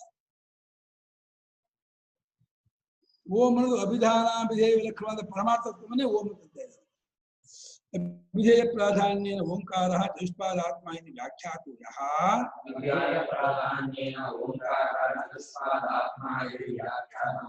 ಸ್ವಯಮಾತ್ಮ ಅಧ್ಯಕ್ಷರಂ ಅಕ್ಷರಂ ಅಧಿಕೃತ್ಯ ಅಭಿಧಾನ ಪ್ರಾಧಾನ್ಯೇನ ವರ್ಣ್ಯಮಾನಃ ಅಧ್ಯಕ್ಷರಂ. ಓಂಕಾರ ಚತುಷ್ಪಾತ್ ಅಂದ್ರು, ಬ್ರಹ್ಮ ಚತುಷ್ಪಾತ್ ಅಂದಿಲ್ಲ, ಆತ್ಮ ಚತುಷ್ಪಾತ್ ಅಂದಿಲ್ಲ. ಓಂಕಾರವು ಅಭಿಧೇಯ ಪ್ರಧಾನವಾಗಿ, ಅಭಿಧೇಯ ಪ್ರಧಾನವಾಗಿ ಓಂಕಾರವೋ, ಅಭಿಧೇಯ ಪ್ರಧಾನ ಬ್ರಹ್ಮವೋ. ನಮಗೆ ಬ್ರಹ್ಮ ಆತ್ಮ ಅಭಿಧೇಯ ಪ್ರಧಾನ. ಅಸರೆ ಇದು ಬೇಕು ಅಂತ ಭಾಷ್ಯಕಾರರು ಎರಡು ಅಲ್ಲ ಅಂತ. ಆತ್ಮ ಬ್ರಹ್ಮ ಓಂಕಾರ ಅನ್ನೋದು ಒಂದೇ ತತ್ವವನ್ನೇ ಹೇಳ್ತಾರೆ, ಶಬ್ದಗಳೇ ಹೊರತು ಓಂ ಮುಂದೆ ಬೇರೆ, ಓಂ ಮುಂದೆ ಅಭಿಧಾನವೂ ಅಲ್ಲ, ಆತ್ಮ ಅನ್ನೋದು ಅಭಿಧೇಯವೂ ಅಲ್ಲ, ಬ್ರಹ್ಮವೂ ಅಲ್ಲ. ಹಾಗೆ ಓಂಕಾರ ಅಭಿಧೇಯ ಪ್ರಧಾನವಾಗಿ ಆ ಓಂಕಾರವು ನಾಲ್ಕು ಪಾದದ ಆತ್ಮ ಎಂಬುದಾಗಿ ಯಾವುದನ್ನು ವ್ಯಾಖ್ಯಾನ ಮಾಡಿದವೋ ಆ ಈ ಆತ್ಮನು ಇಲ್ಲಿ ಆತ್ಮ ಅಧ್ಯಕ್ಷರ ಅಂತಾರೆ. ಓಂಕಾರ ಅಧ್ಯಕ್ಷರ ಅಂತ ಹೇಳ್ತಾ ಇಲ್ಲ. ಆತ್ಮನು ಅಧ್ಯಕ್ಷರನಾದಾಗ ಅಕ್ಷರಮಧಿ ಉಲ್ಟಾ ಹೇಳ್ತಾ ಇದ್ದಾರೆ ಭಾಷಿಕಾರರು. ಬೇಕು ಅಂತ ಅದು ಇದು ಒಂದಿಟ್ಟು ಮಾಡಲಿ ಹೋಗ್ತಾ ಇಲ್ಲ. ಆತ್ಮನು ಅಧ್ಯಕ್ಷರನು, ಓಂಕಾರವು ಪಾದವು ಚತುಷ್ಪಾತ. ಎರಡು ಒಂದೇ ಮಾಡ್ತೀರಾ? ಒಂದೇ ಅಂತ ಹೇಳಿಕೆ ಓಂಕಾರವು ಆತ್ಮವು ಒಂದು ಹೇಳಕೋಸ್ಕರ ಓಂಕಾರ ಚತುಷ್ಪಾತ ಅಂದ್ರು, ಅದು ಅಭಿಧೇಯ ಪ್ರಧಾನ ಅಂದ್ರು. ಆತ್ಮನ ಅಧ್ಯಕ್ಷರ ಅಭಿಧಾನ ಪ್ರಧಾನ ಅಂತ ಹೇಳ್ತಾರೆ. ಇಲ್ಲ ಆತ್ಮನು ಅಂತ ಇಲ್ಲೇ ಹೇಳಾಗಿದೆ.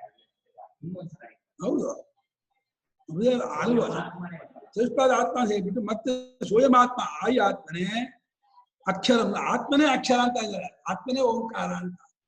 ಅದು ಅದನ್ನು ಅಧಿಕರಿಸಿ ಅಭಿಧಾನ ಪ್ರಧಾನವಾಗಿ ವರ್ಣನೆ ಮಾಡಿದಾಗ ಅದು ಅಧ್ಯಕ್ಷರ, ಅಕ್ಷರಂ ಅಧಿಕೃತ ವರ್ತದೆ, ಅಧ್ಯಕ್ಷರಂ ಅಂತ. ಆತ್ಮ ಅಂದು ಒಂದೇ, ಓಂಕಾರ ಅಂತಂದು ಒಂದೇ. ಅದು ಆತ್ಮ ಅನ್ನೋದು ಹೆಸರು ವಸ್ತು ಅಲ್ಲ, ಓಂ ಅನ್ನೋ ಶಬ್ದವೂ ಅಲ್ಲ. ಶಬ್ದವೂ ಅಲ್ಲದ ವಸ್ತುವೂ ಅಲ್ಲದೆ ಇರುವ ಪರಮಾರ್ಥ ತತ್ವವನ್ನ ಓಂ ಅಂತೂ ಆತ್ಮ ಅಂತ ಹೇಳ್ತಾರೆ. ಕಿಂ ಪುನಃ ಅಕ್ಷರ ಮಿತಿ, ಯಾವ್ದು ಆ ಅಕ್ಷರ ಅಂತ ಕೇಳಿದ್ರೆ ಆಹ ಓಂಕಾರ. ಅಕ್ಷರದಲ್ಲ ಓಂಕಾರವೇ, ಓಂಕಾರ ಆ ಅಕ್ಷರ. ಸ್ವಯಂ ಓಂಕಾರ ಆದಶಃ ವಿಭಜ್ಯಮಾನಃ ಅಧಿಮಾತ್ರಂ ಮಾತ್ರಾಮಧಿಕೃತ್ಯ ವರ್ತತೆ ಇತಿ ಅಧಿಮಾತ್ರಂ. ಆ ಈ ಸ್ವಯಂ ಓಂಕಾರ, ಆ ಈ ಓಂಕಾರವನ್ನ ಅದನ್ನು ಪಾದವಾಗಿ ಮಾತ್ರಾಗಿ ಹೊಡೆದ್ರೆ ಏನು ಬೇಕಾಯ್ತು. ಪಾದವಾಗಿ ಹೊಡೆಯೋದು ಬ್ರಹ್ಮವನ್ನ, ಮಾತ್ರೆಯಾಗಿ ಹೊಡೆಯೋದು ಓಂಕಾರವನ್ನ. ಪಾದಶಃ ಅಂತಂದು ಅದು ಒಂದು ಭಾಗವೇ ಅಂತ. ಪಾದ ಅಂದ್ರೆ ಭಾಗ ಅರ್ಥಕೊಂಡಿದ್ದಾರೆ. ಭಾಗವಾಗಿ ಭಾಗ ಮಾಡಿದಾಗ ಅಧಿಮಾತ್ರವಾಗಿ ಮಾತೆಯನ್ನು ಅಧಿಕರಿಸಿ ಇರುತ್ತದೆ. ಆದ್ರಿಂದ ಅದು ಅಧಿಮಾತ್ರ ಅಂತ ಅನಿಸ್ಕೊಂಡಿದೆ. ಆ ಅಧಿಮಾತ್ರವಾದ ಓಂಕಾರವು ಹೇಗೆ ಕಸಂ, ಹೇಗೆ ಅಂದ್ರೆ ಆತ್ಮನೋ ಯೇ ಪಾದ ತೇ ಓಂಕಾರಸ್ಯ ಮಾತ್ರ. ಆತ್ಮನಿಗೆ ಯಾವುದನ್ನ ಪಾದ ಅಂತ ನಾವು ಹೇಳಿದ್ವು, ವಿಶ್ವಾತೀಶ ಪ್ರಾಜ್ಞವನ್ನು ಆತ್ಮನಿಗೆ ಪಾದ ಅಂತ ಹೇಳಿದ್ವಲ್ಲ, ಅದನ್ನೇ ಓಂಕಾರಕ್ಕೆ ಮಾತ್ರ ಎಂಬುದಾಗಿ ನಾವು ಹೇಳ್ತಾ ಇದ್ದೀವಿ. ಎರಡು ಬೇರೆ ಬೇರೆ ಅಲ್ಲ. ಓಂಕಾರ ಮಾತ್ರ ಪಾದ ಎರಡಲ್ಲ. ಅದು ಕಾಸ್ತಾಹ ಯಾವುದಪ್ಪ ಆ ಮಾತ್ರೆಗಳು ಅಂತ ಕೇಳಿದ್ರೆ ಅಕಾರ ಉಕಾರೋ ಮಕಾರ ಇತಿ. ಅಕಾರ ಉಕಾರ ಮಕಾರ ಅಂತ. ಇಲ್ಲಿ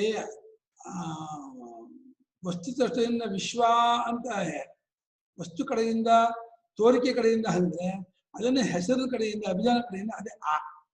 ಮತ್ತೆ ವಿಶ್ವ ಇದ್ದು ವಿಶ್ವದ ಆ ಅಂತ ಹೆಸರು ಮಾತ್ರ ಮಾಡ್ಕೋಬೇಡಿ. ಅದು ಅಭಿಧಾನ ವಿಧೇಯ ಇಲ್ಲ. ವಿಶ್ವ ಆಕಾರಗಳಿಗೆ ರೂಪಾಯಿ ಎರಡು ಮುಖ ಇದ್ದ ಹಾಗೆ. ಒಂದೇ ಪರಮಾರ್ಥ ಓಂಕಾರವಾದಾಗ ಆ ಉಮ ಆಗುತ್ತೆ. ಒಂದೇ ಪರಮಾರ್ಥ ತುರಿ ಅನ್ಸ್ಕೊಂಡಾಗ ಅದು ಆತ್ಮ ಅನ್ಸ್ಕೊಂಡಾಗ ವಿಶ್ವದೇಶ ಪ್ರಾಜ್ಞೆ, ಅದು ವಿಶ್ವದೇಶ ಪ್ರಾಜ್ಞೆ ತೋರಿಸುತ್ತೆ. ಇದು ಓಂಕಾರ ಅನ್ಸ್ಕೊಂಡು ಆಗ ಆಕಾರಗಳನ್ನು ತೋರಿಸುತ್ತೆ. ತತ್ ವಿಶೇಷ ನಿಯಮ ಕ್ರಿಯತೆ. ಇದು ವಿಶೇಷ ನಿಯಮವನ್ನು ಮಾಡಲಾಗುತ್ತೆ ಅಂದ್ರೆ ಇದಂಥದ್ದು ಅಂತ. ಅಂದ್ರೆ ಜಾಗೃತ ಪ್ರಪಂಚ ಅಂತ ಹೇಳಿ ವಸ್ತು ಪ್ರಧಾನವಾಗಿ ನೋಡ್ತಾ ಇದ್ದೀವಿ, ಅದನ್ನ ಅಭಿಧಾನ ನೋಡಿ ಅದು ಆಕಾರವೇ ಅಂತ. ಅದು ಹೇಗೆ ವಸ್ತು ಪ್ರಧಾನವಾದ ವಿಶ್ವವನ್ನೇ ಜಾಗೃತ ಪ್ರಪಂಚ ವಿಶ್ವಾನರ ವಿಶ್ವಾನರ ಹಾಗೆ ಓಂಕಾರವೇ ಜಾಗೃತ ಪ್ರಪಂಚ ಆಗಿ ಅಕಾರಾತ್ಮಕವಾಗಿ ತುಂಬಿಕೊಂಡಿದೆ, ಅಕಾರಾತ್ಮಕವಾಗಿದೆ. ಜಾಗೃತ ಸ್ಥಾನ ವೈಶ್ವಾನರ ಅಕಾರ ಪ್ರಥಮ ಮಾತ್ರ.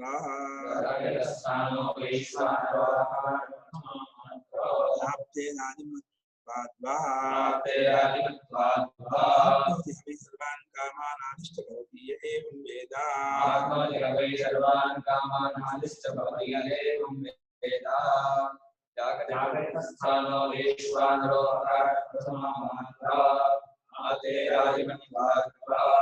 ಆಪ್ನೋತಿ ಹವೈ ಸರ್ವಾನ್ ಕಾಮಾನ್ ಆದಿಷ್ಟ ಭವತಿ ಯ ಏವಂ ವೇದ. ಜಾಗೃತಸ್ಥಾನ ವೈಶ್ವಾನರಃ अकारः प्रथमा मात्रा आप्तेः आदिमत्वात् वा आप्नोति ह वै सर्वान् कामान् आदिः च भवति यः एवं वेद।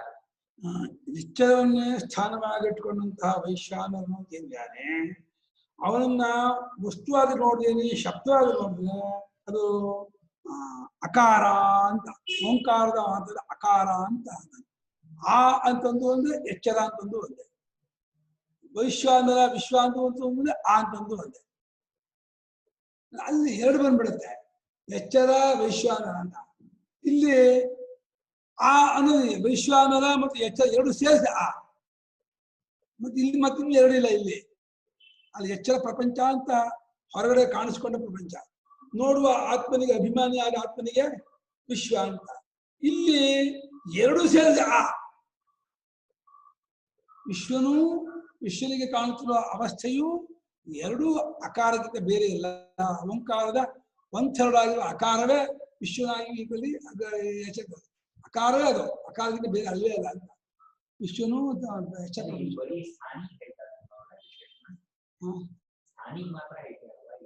ಹೌದು ಎಚ್ಚರ ಬಿಟ್ಬಿಟ್ರು ಅವಸ್ಥೆ ಬಿಟ್ಬಿಟ್ರು ವೈಶ್ವಾನರನೇ ಅಕಾರ ಅಂದ್ರು ವಿಶ್ವನೇ ಅಕಾರ ಅಂದ್ರು ಯಾಕೆಂದ್ರೆ ವೈಶ್ವಾನರ ಅಥವಾ ವಿಶ್ವನು ಎಲ್ಲವನ್ನೂ ವ್ಯಾಪಿಸ್ಕೊಂಡಿದ್ದಾನೆ ಅಕಾರವು ಎಲ್ಲವನ್ನೂ ವ್ಯಾಪಿಸ್ಕೊಂಡಿದೆ ಹೇಗೆ ಅಂದ್ರೆ ಯಾವ ಅಕ್ಷರ ಹೇಳ್ಬೇಕು ಅಕಾರ ಹೇಳದೆ ಹೇಳ್ಬೇಕು ನೀವು ಕಾ ಅಂದ್ರು ಕು ಪ್ಲಸ್ ಆ ಕಾ ಟಾ ಅಂದ್ರು ತು ಅಂದ್ರು ಪಾ ಅಂದ್ರು ಏ ತಾ ಯಾವ ಅಕ್ಷರ ಹೇಳಿದ್ರು ಅಕಾರ ಹೇಳದೆ ಹೇಳಕ್ ಇದು ಒಂದು ಅರ್ಥ ಎರಡನೇದಕ್ಕೆ ಅಕಾರ ಸ್ಥಾನ ಕಂಠ ಅಪೋಜಿನ ಕಂಠ ಕಂಠ ಇಲ್ಲದೆ ಉಪಯೋಗಿಸಿದ್ರೆ ಯಾವ ಅಕ್ಷರ ಹೇಳಕ್ಕೆ ಆಗಲ್ಲ ಕಂಠದಲ್ಲಿ ಕೂತ್ಕೊಂಡಿದೆ ಅಕಾರ ಅದು ಅಕ್ಷರಗಳ ಮೂಲ ರೂಪ ಅಕಾರವೇ ಸರ್ವಾವಾಕದ ಶ್ರುತಿ ಎಲ್ಲಾ ವಾಕ್ಕು ಆಗಿದೆ ಅಕಾರ ಅಂತ ಕಂಠಸ್ಥಾನದಿಂದ ಅಕ್ಷರ ಬರೋದ್ರಿಂದ ಅಕಾರ ಕಂಠಸ್ಥಾನ ಅದನ್ನೇ ಎಲ್ಲ ಅಕ್ಷರ ಬರುತ್ತೆ ಮತ್ತು ಅಕ್ಷರವು ಮೊದಲನೇದು ವರ್ಣಮಾಲೆಯೇ ವಿಶ್ವನು ತೇಜಸ ಪ್ರಾಜ್ಞರಿಗೆ ಮೊದಲನೇವನು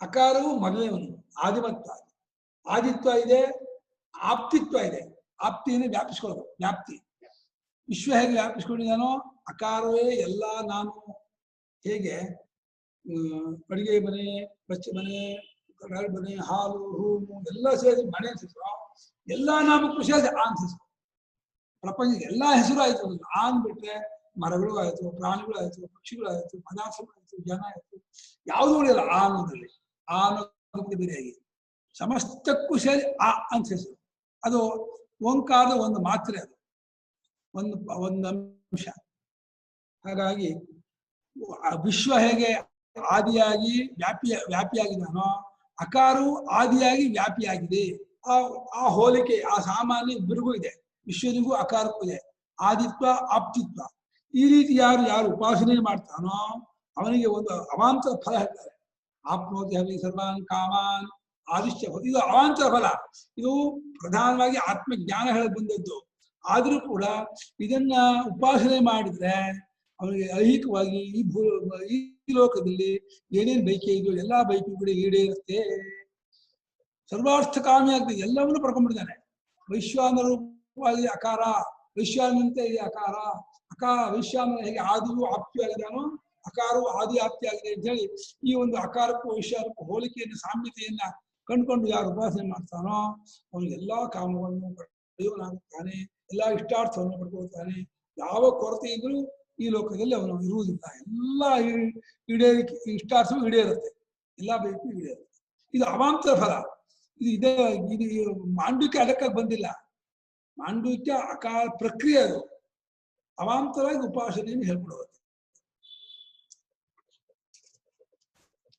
ಜಾಗರಿತ ಸ್ಥಾನ ವೈಶ್ವಾನರಾಯ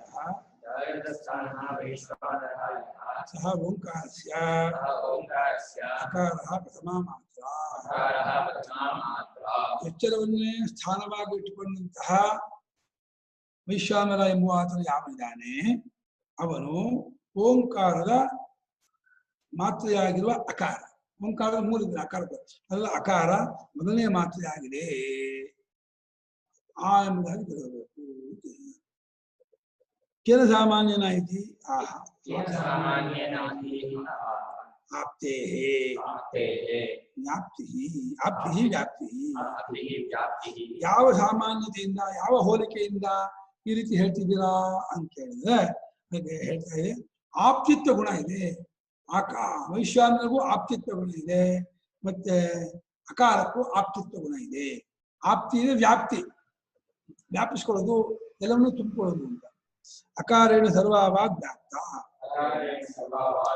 ಅಕಾರದಿಂದ ಎಲ್ಲಾ ವಾಕು ಅಲ್ಲಿ ಎಲ್ಲಾ ಶಬ್ದವು ಎಲ್ಲಾ ಪದಗಳು ಅಕಾರದಲ್ಲಿ ವ್ಯಾಪ್ತವಾಗಿದೆ ಅಂತ.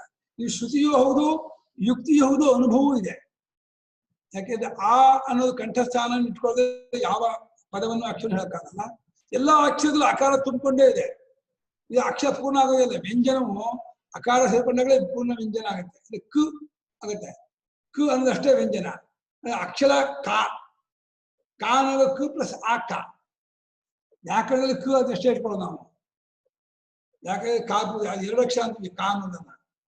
ವ್ಯಾಕರಣ ಪ್ರಕಾರ ಈ ವ್ಯಂಜನ ಎಲ್ಲವನ್ನು ನಾವು ಉಚ್ಚಾರಣೆ ಮಾಡ್ತಿದೀವಲ್ಲ, ಅದಷ್ಟು ಎರಡು ಅಕ್ಷರ ಅಂತ ಹೇಳ್ತೀವಿ.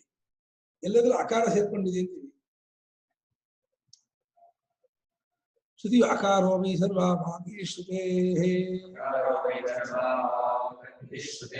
ಅಕಾರವೇ ಅಲ್ವೇ ಎಲ್ಲಾ ವಾಕು, ಎಲ್ಲಾ ಶಬ್ದವು, ಎಲ್ಲಾ ಪದಗಳು, ಎಲ್ಲಾ ಅಕ್ಷರಗಳು ಅಕಾರವೇ ಆಗಿದೆ. ಅಕಾರೋಮಿ ಸರ್ವಭಾಗ ಈ ಐತರೆಯ ಆನೆಗೆ ಹೇಳಿದೆ. ತಥಾ ವೈಶ್ವಾನರೇಣ ಜಗತ್ ಹೇಗೆ ಅದೇ ರೀತಿ ಪಾದದೃಷ್ಟಿಯಿಂದ ವೈಶ್ವಾನರಿಂದ ಜಗತ್ತೆಲ್ಲವೂ ವ್ಯಾಪ್ತವಾಗಿದೆ. ಅಭಿಧಾನ ಶಬ್ದ ದೃಷ್ಟಿಯಿಂದ ಶಬ್ದ ಕಡೆಯಿಂದ ಅಕಾರದ ಹೇಗೆಲ್ಲವೂ ವ್ಯಾಪ್ತವಾಗಿದೆಯೋ, ಪಾದ ಕಡೆಯಿಂದ ವೈಶ್ವಾನ ಎಲ್ಲವೂ ವ್ಯಾಪ್ತವಾಗಿದೆ. ಹೇಗೋ ಹಾಗೆ ಅಕಾರದ ಆಗಿದೆ. ಅಕಾರೋಮಿ ಸರ್ವವಾಕ್ ಶ್ರುತಿ ಇದೆ. ತಥಾ ವೈಶ್ವಾನರೇಣ ಜಗತ್ ಅದೇ ರೀತಿ ವೈಶ್ವಾನ ಜಗತ್ ವ್ಯಾಪ್ತವಾಗಿದೆ. ತಸ್ಯ ಹವಾಯನಸ್ಯ ಆತ್ಮ ವೈಶ್ವಾನಸ್ಯ ಮೂರ್ಧೈವ ಸುತೇಜಾಃ ಇತ್ಯಾದಿ ಶ್ರುತೇಃ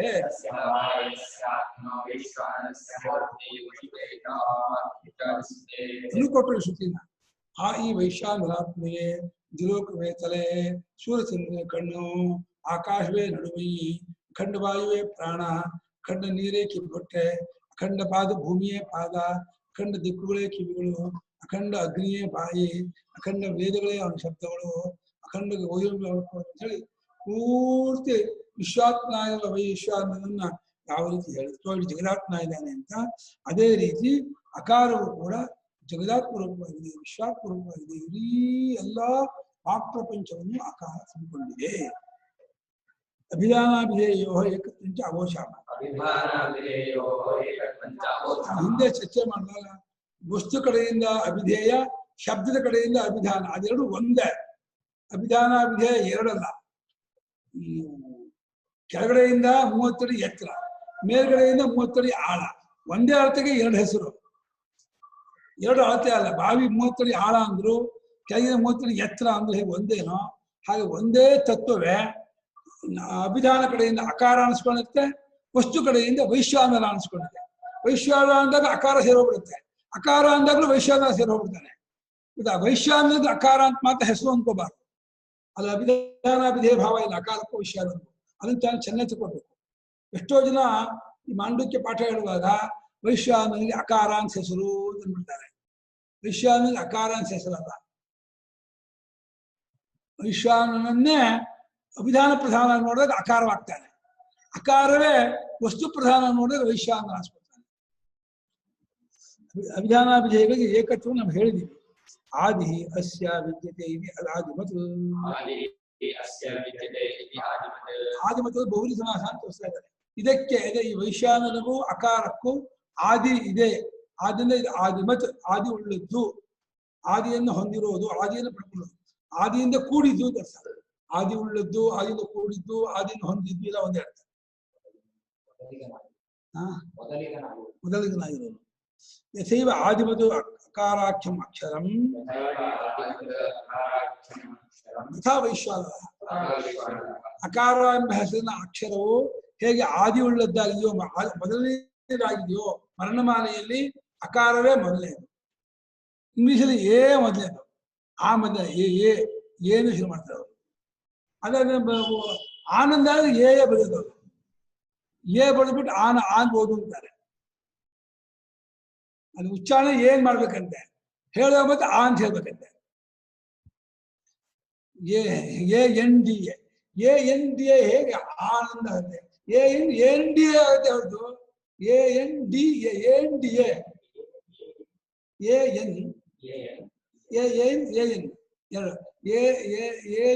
ANDA ಆಗುತ್ತೆ ಆನಂದ. ANDA ಆಗುತ್ತೆ ಹೊರತು ಆನಂದ ಆಗಲ್ಲ. ಅದೇ ಆನ ಪದವೇ ಅಲ್ಲ ಇಂಗ್ಲಿಷಲ್ಲಿ. ಅದೆಂತ ದರಿದ್ರ ಭಾಷೆ. ಅದೇ ಹೆಂಗ್ ಒಪ್ಕೊಂಡ್ರು. ಆ ಡಬ್ಲ್ಯೂ ಅಂತಾರೆ, ಡಬ್ಲ್ಯೂ ಉಚ್ಚಾರಣೆ ಇಲ್ಲ ಪದದಲ್ಲಿ. ಡಬ್ಲ್ಯೂ ಎಲ್ಲೂ ಹೇಳೋದೇ ಇಲ್ಲಪ್ಪ. ಡಬ್ಲ್ಯೂ ಉಚ್ಚಾರಣೆ ಇಲ್ಲಪ್ಪ. ವಿಂಡೋ ಅಂತಾರೆ, ಡಬ್ಲ್ಯೂ ಅಂತಾರೆ. ವಿಯೇ ಸಾಕಾಗಿತ್ತು, ಅದಕ್ಕೆ ಡಬ್ಲ್ಯೂ ತೆಗಿಬೇಕಾಗಿತ್ತಲ್ಲಿ. ಏನೋ ಇಟ್ಕೊಂಡಿದ್ದಾರೆ. ತಸ್ಮಾದ್ವಾ ಸಾಮಾನ್ಯ ಅಕಾರತ್ವ ವೈಶ್ವಾನರಸ್ಯ. ಆ ಒಂದು ಸಾಮಾನ್ಯದಿಂದಲಾದ್ರೂ ಹೇಳ್ಬೋದು ಅಕಾರಕ್ಕೂ ವೈಶ್ವಾನರಕ್ಕೂ ಆದಿತ್ಯ ಸಾಮಾನ್ಯ ಮೊದಲಾಗಿದ್ದಾರೆ. ವೈಶ್ವಾನರ ಪ್ರತಿಪತ್ತಿ ಕ್ರಮದಲ್ಲಿ ಬಂದೇವನು. ಅಕಾರ ಪಾದದಲ್ಲೂ ಅಕ್ಷರದಲ್ಲಿ ಉಚ್ಚಾರಣೆ ಬಂದೇವು ವರ್ಣಮಾಲೆಯಲ್ಲಿ. ಇದು ಒಂದು ತಿಳ್ಕೊಂಡವನಿಗೆ ಏನು ಫಲ ಅಂತ ಅವಾಂತರ ಫಲ ಇದು. ನ್ಯಾಯವಾಗಿ ಅಲ್ಲ, ಜ್ಞಾನ ಫಲ, ಪ್ರಧಾನವಾದ ಫಲ ಆತ್ಮಿಕತ್ವ ಜ್ಞಾನ.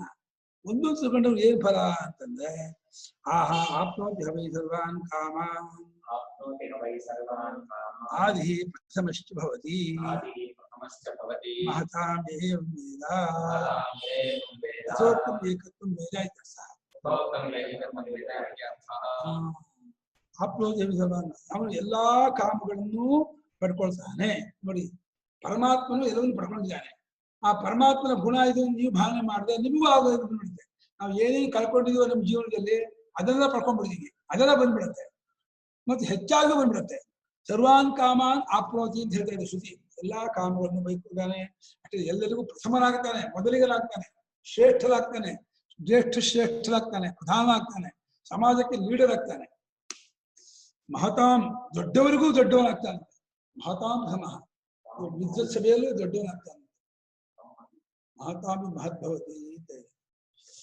ಏವಂ ವೇದ ಯಥೋಕ್ತಂ ಏಕತ್ವಂ ವೇದ. ಯಾರು ಹೀಗೆ ತಿಳಿದಿರ್ತಾನೋ, ಮೇಲೆ ಹೇಳಿದ ಏಕತ್ವವನ್ನು ಬಲ್ಲವನಾಗಿದ್ದಾನೋ ಅವನಿಗೆ ಈ ಫಲವಾಗತ್ತೆ. ಓಂ ಸ್ವಪ್ರಸ್ಥಾನಸ್ತೇಜಸಃ ಉಕಾರೋ ದ್ವಿತೀಯಾ ಮಾತ್ರ. ಉತ್ಕರ್ಷಾದುಭಯತ್ವಾತ್ವಾ ಉತ್ಕರ್ಷತಿ ಹವೈ ಜ್ಞಾನಸಂತತಿಂ ಸಮಾನಶ್ಚ ಭವತಿ ನಾಸ್ಯ ಬ್ರಹ್ಮವಿತ್ಕುಲೇ ಭವತಿ. ಏವಂ ವೇದ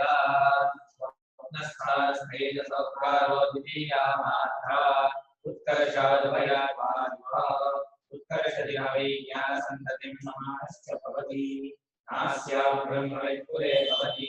एवं वेद स्वप्नस्थानः तेजसः तैजसः उकारः द्वितीया मात्रा उत्कर्षात् भयाद्वात् वर्षति वा वर्षति उत्कर्षति हा वै ज्ञानसंपत्तिं समानात् च समानः च भवति न अस्य ब्रह्मवित् अब्रह्मवित् कुले भवति यः एवं वेद. ಮಧ್ಯೇಶ ಮಾಡೋದು ಸಂಶಯ ಕಥೆ ಮಾಡ್ತಾರೆ. ಇಷ್ಟು ಪಾಠ ಇದೆ. ನಾಸ್ಯಾ ದೀರ್ಘ ಇದೆ. ದೀರ್ಘ ಇದೆ, ದೀರ್ಘ ನೋಡ್ಬೇಕು. ಅಸ್ಯಾಮ ಬ್ರಹ್ಮಿಂದ ಅಷ್ಟೇ ಜಾಸ್ತಿ. ಸ್ವಪ್ನಂ ಸ್ಥಾನಂ ಅಸ್ಯ, ಸ್ವಪ್ನ ಸ್ಥಾನ. ಸ್ವಪ್ನವನ್ನೇ ಸ್ಥಾನವಾಗಿ ಉಳ್ಳವನು ಯಾರು? ತೇಜಸ. ಅವನು ಅಭಿಧೇಯ ಕಡೆಯಿಂದ ತೇಜಸ ಆದ್ರೆ ಅಭಿಧಾನ ಕಡೆಯಿಂದ ಉಕಾರ. ಹೂಗಿಂತ ಬೇರೆ ಅಲ್ಲ ಅವನು. ಹೂ ಅಂದ್ರೆ ಇಡೀ ಸ್ವಪ್ನ ಪ್ರಪಂಚ ತೇಜಸ ಎಲ್ಲವನ್ನೂ ಅಡಕ ಮಾಡಿಕೊಂಡು ತತ್ವ ಅದು. ಮತ್ತೆ ತೇಜಸ ಬೇರೆ ಉಳಿಯಲ್ಲ, ಸ್ವಪ್ನ ಪ್ರಪಂಚ ಬೇರೆ ಉಳಿಯಲ್ಲ.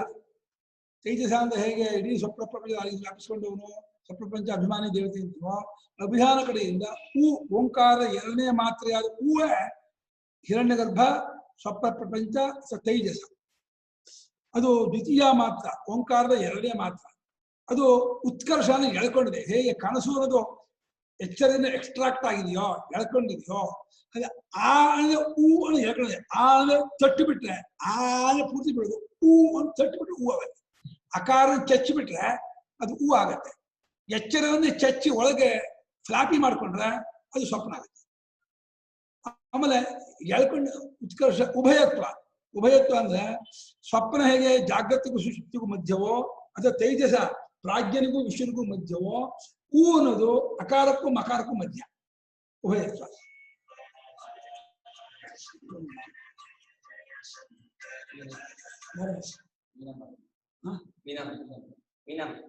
ಮಾತಾಡೋ ಕೇಳಿಸ್ತಾ ಇಲ್ವಾ? ಕೆಳಗಡೆ ಬಾಗಿ ತೆಗಿತೀವಿ ಬರೋ.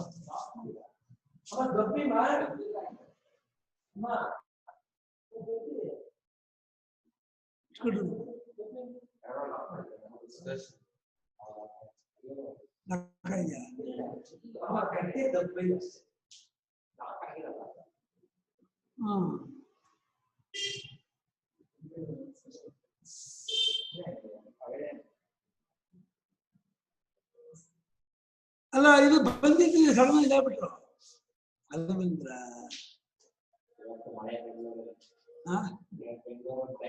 ಹೌದು, ಮೀನಮ್ಮ ಬಂದ್ಬಿಟ್ಟಿದಾರೆ ಇಲ್ಲಿ.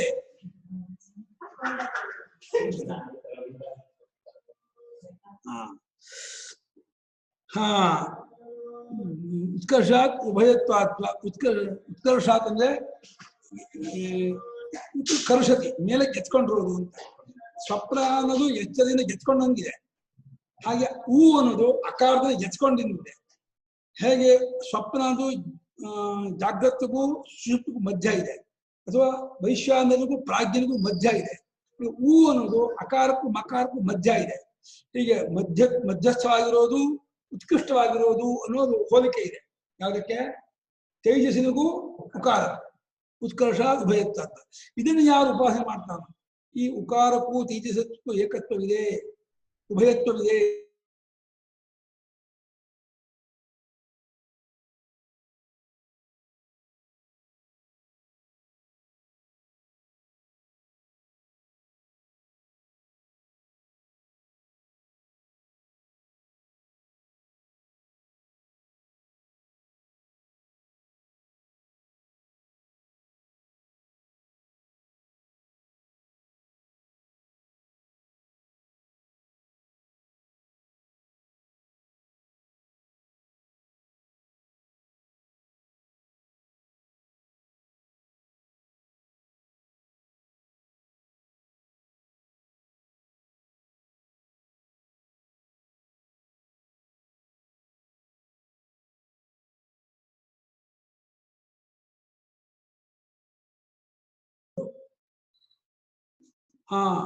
ಉತ್ಕರ್ಷತೆಯಿಂದಲೂ ಉಭಯತ್ವದಿಂದಲೂ ಕೂಡಿಕೊಂಡವನಾಗ್ತಾನೆ.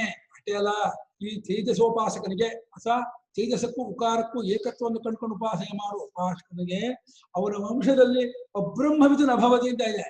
ಎಲ್ಲರೂ ಬ್ರಹ್ಮ ವಿಚಾರ ಮಾಡೋದೇ ಹೋಗ್ತಾರಂತೆ ಅವನು. ಆಮೇಲೆ ಸಮಾನಷ್ಟಭೂತಿ ಮೊದ್ಲ ಸಮಾನಷ್ಟಭೂತಿ ಅಂದ್ರೆ ಶತ್ರು ಪಕ್ಷದವರೆಗೂ ಮಿತ್ರ ಪಕ್ಷದವರೆಗೂ ಇವನು ಸಮಾನ ಆಗ್ತಾನೆ. ಇವನು ಯಾರಿಗೂ ಶತ್ರು ಆಗೋಲ್ಲ, ಯಾರು ಎಲ್ಲರಿಗೂ ಬೇಕಾದವನಾಗ್ತಾನೆ, ಎಲ್ಲರಿಗೂ ಈಕ್ವಲ್ ಆದವನಾಗ್ತಾನೆ. ಅಂದ್ರೆ ಇವನಿಗೆ ಯಾರೂ ಬೇಡದವರು ಅಂತ ಇರೋಲ್ಲ, ಯಾರು ಶತ್ರುಗಳು ಅಂತ ಆಗೋದೇ ಇಲ್ಲ. ಎಲ್ಲರೂ ತಮ್ಮವರೇ ಆತ್ಮೀಯರಾಗ್ತಾರೆ. ಅಷ್ಟೇ ಅಲ್ಲ, ಜನರು ಕೂಡ ತಮ್ಮಲ್ಲಿ ಬಂದಂತಹ ಡಿಸ್ಪ್ಯೂಟ್ ಅನ್ನು ಪರಿಹಾರ ಮಾಡಿ ಇವನನ್ನೇ ಇಟ್ಕೊಳ್ತಾರೆ. ಇವನು ಏನ್ ಹೇಳ್ತಾನೋ ಅದು ನಮಗೆ ಕರೆಕ್ಟು ಅಂತ ಹೇಳಿ, ಯಾಕಂದ್ರೆ ಇವನು ನಿಷ್ಪಕ್ಷಪಾತವಾಗಿ ಎರಡು ಪಕ್ಷಕ್ಕೂ ನ್ಯಾಯವನ್ನು ಕೊಡ್ತಾನೆ ಅಂತ ಹೇಳಿ ಇವನನ್ನು ನಂಬ್ಕೊಂಡು ಇವನನ್ನು ಸಮಾನವಾಗಿ ಇಟ್ಕೊಳ್ತಾರೆ. ಈ ಸಮಾನವಾಗ್ತಾನೆ ಅನ್ನೋದ ಇವನಿಗೂ ಎಲ್ಲರಿಗೂ ಸಮಾನ ಬುದ್ಧಿ ಇರುತ್ತೆ, ಎಲ್ಲರಿಗೂ ಇವನಲ್ಲಿ ಸಮಾನತ್ವ ಇರುತ್ತೆ, ಇವನು ಎಲ್ಲರಿಗೂ ಸಮಾನ ನಡ್ಕೋತಾರೆ. ಆ ರೀತಿ ಸಮಾನಶ್ಚ ಭವತ್, ಸಮಾನವಾಗುತ್ತಾನೆ. ಆಮೇಲೆ ಅಸ್ಯ ಕುಲೆ, ಕುಲೆ ಇಲ್ಲಿ ಕುಲೆ ಅನ್ನೋ ಶಬ್ದಕ್ಕೆ ಸಹ ಶಿಷ್ಯಕೋಟಿಯನ್ನು ಕುಲ ಮಾಡಿದ್ದಾರೆ. ಯಾಕೆಂದ್ರೆ ನಮ್ಮ ಸ್ವಾಮಿಗಳ ವಂಶದಲ್ಲಿಯೇ ನಮ್ಗೆ ಅದೆಲ್ಲ ಆಗಿಲ್ಲ ಅಂದ್ರೆ ಯಾರೋ ಆಕ್ಷೇಪ ಮಾಡಿದ್ರು. ಇಲ್ಲ, ಆಗ್ತಿದ್ದಾರೆ ಆಗಿಲ್ಲ ನಾವೇನು ತೀರ್ಮಾನ ಮಾಡಕ್ಕಲ್ಲ, ಒಟ್ಟು ಮೇಲೆ ಪ್ರತ್ಯಕ್ಷ ವಿರುದ್ಧವಾಗುತ್ತಲ್ಲ ನಮ್ಗೆ ಮೂಲೇಂದ್ರ ಕೇಳಿದ್ರು. ಶಿಷ್ಯ ಅಷ್ಟೇ, ಶಿಷ್ಯರೆಲ್ಲ ಜ್ಞಾನಿಗಳ ಶಿಷ್ಯರೆಲ್ಲ ಜ್ಞಾನಿಗಳಾಗ್ತಾರೆ ಅಂದ್ರೆ ಜ್ಞಾನಿಗಳು ಹೇಳಿದ ನಡವಳಿಕೆಯಲ್ಲಿ ನಡ್ಕೊಂಡ್ರೆ ಅವರು ಜ್ಞಾನಿಗಳಾಗ್ತಾರೆ.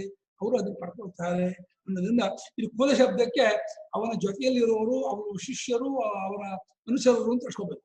ಅವ್ರು ಯಾರು ಅಬ್ರಹ್ಮವಿದ ನಭವತಿ, ಬ್ರಹ್ಮನ್ ಅರಿದೇ ಇದ್ದವರಾಗ ಆಗೋದೇ ಇಲ್ಲ, ಎಲ್ಲರೂ ಬ್ರಹ್ಮನ್ನ ತಿಳಿದವರೇ ಆಗುತ್ತಾರೆ.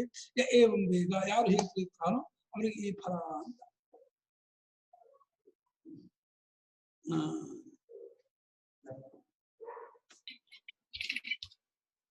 ಗುರುಗಳೇ ಇದು ಈಗ ಇದು ಎರಡು ಗುರುಗಳೇ ಹೇಳಿ ಮಾ. ಪ್ರಶ್ನೆ ಏನಂತ ಹೇಳಿದ್ರೆ, ಆಕ್ಚುಲಿ ಬ್ರಹ್ಮಜ್ಞಾನಿ ಆದವನು ಪರಮಾತ್ಮ ತತ್ವದಲ್ಲಿ ಒಂದಾಗಿರ್ತಾನೆ ಅಂತ ಹೇಳಿದ್ರಿ. ಹೌದು. ಅಂದ್ರೆ ಬ್ರಹ್ಮಜ್ಞಾನಿ ಆದವನು ಮಾತ್ರ ಈ ಅದ್ವೈತ ತತ್ವವನ್ನ ನಮಗೆ ನಿರೂಪಿಸಕ್ಕೆ, ಅಂದ್ರೆ ಅವಿದ್ಯೆಯ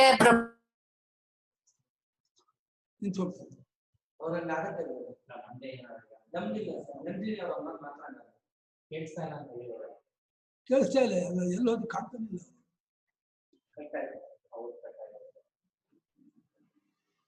ಸುರೇಶ್ ನೀವು ಕೇಳಿ, ಆಮೇಲೆ ಅವ್ರು ನಂದಿನಿಗೆ ಹಾಕಿ. ಸುರೇಶ್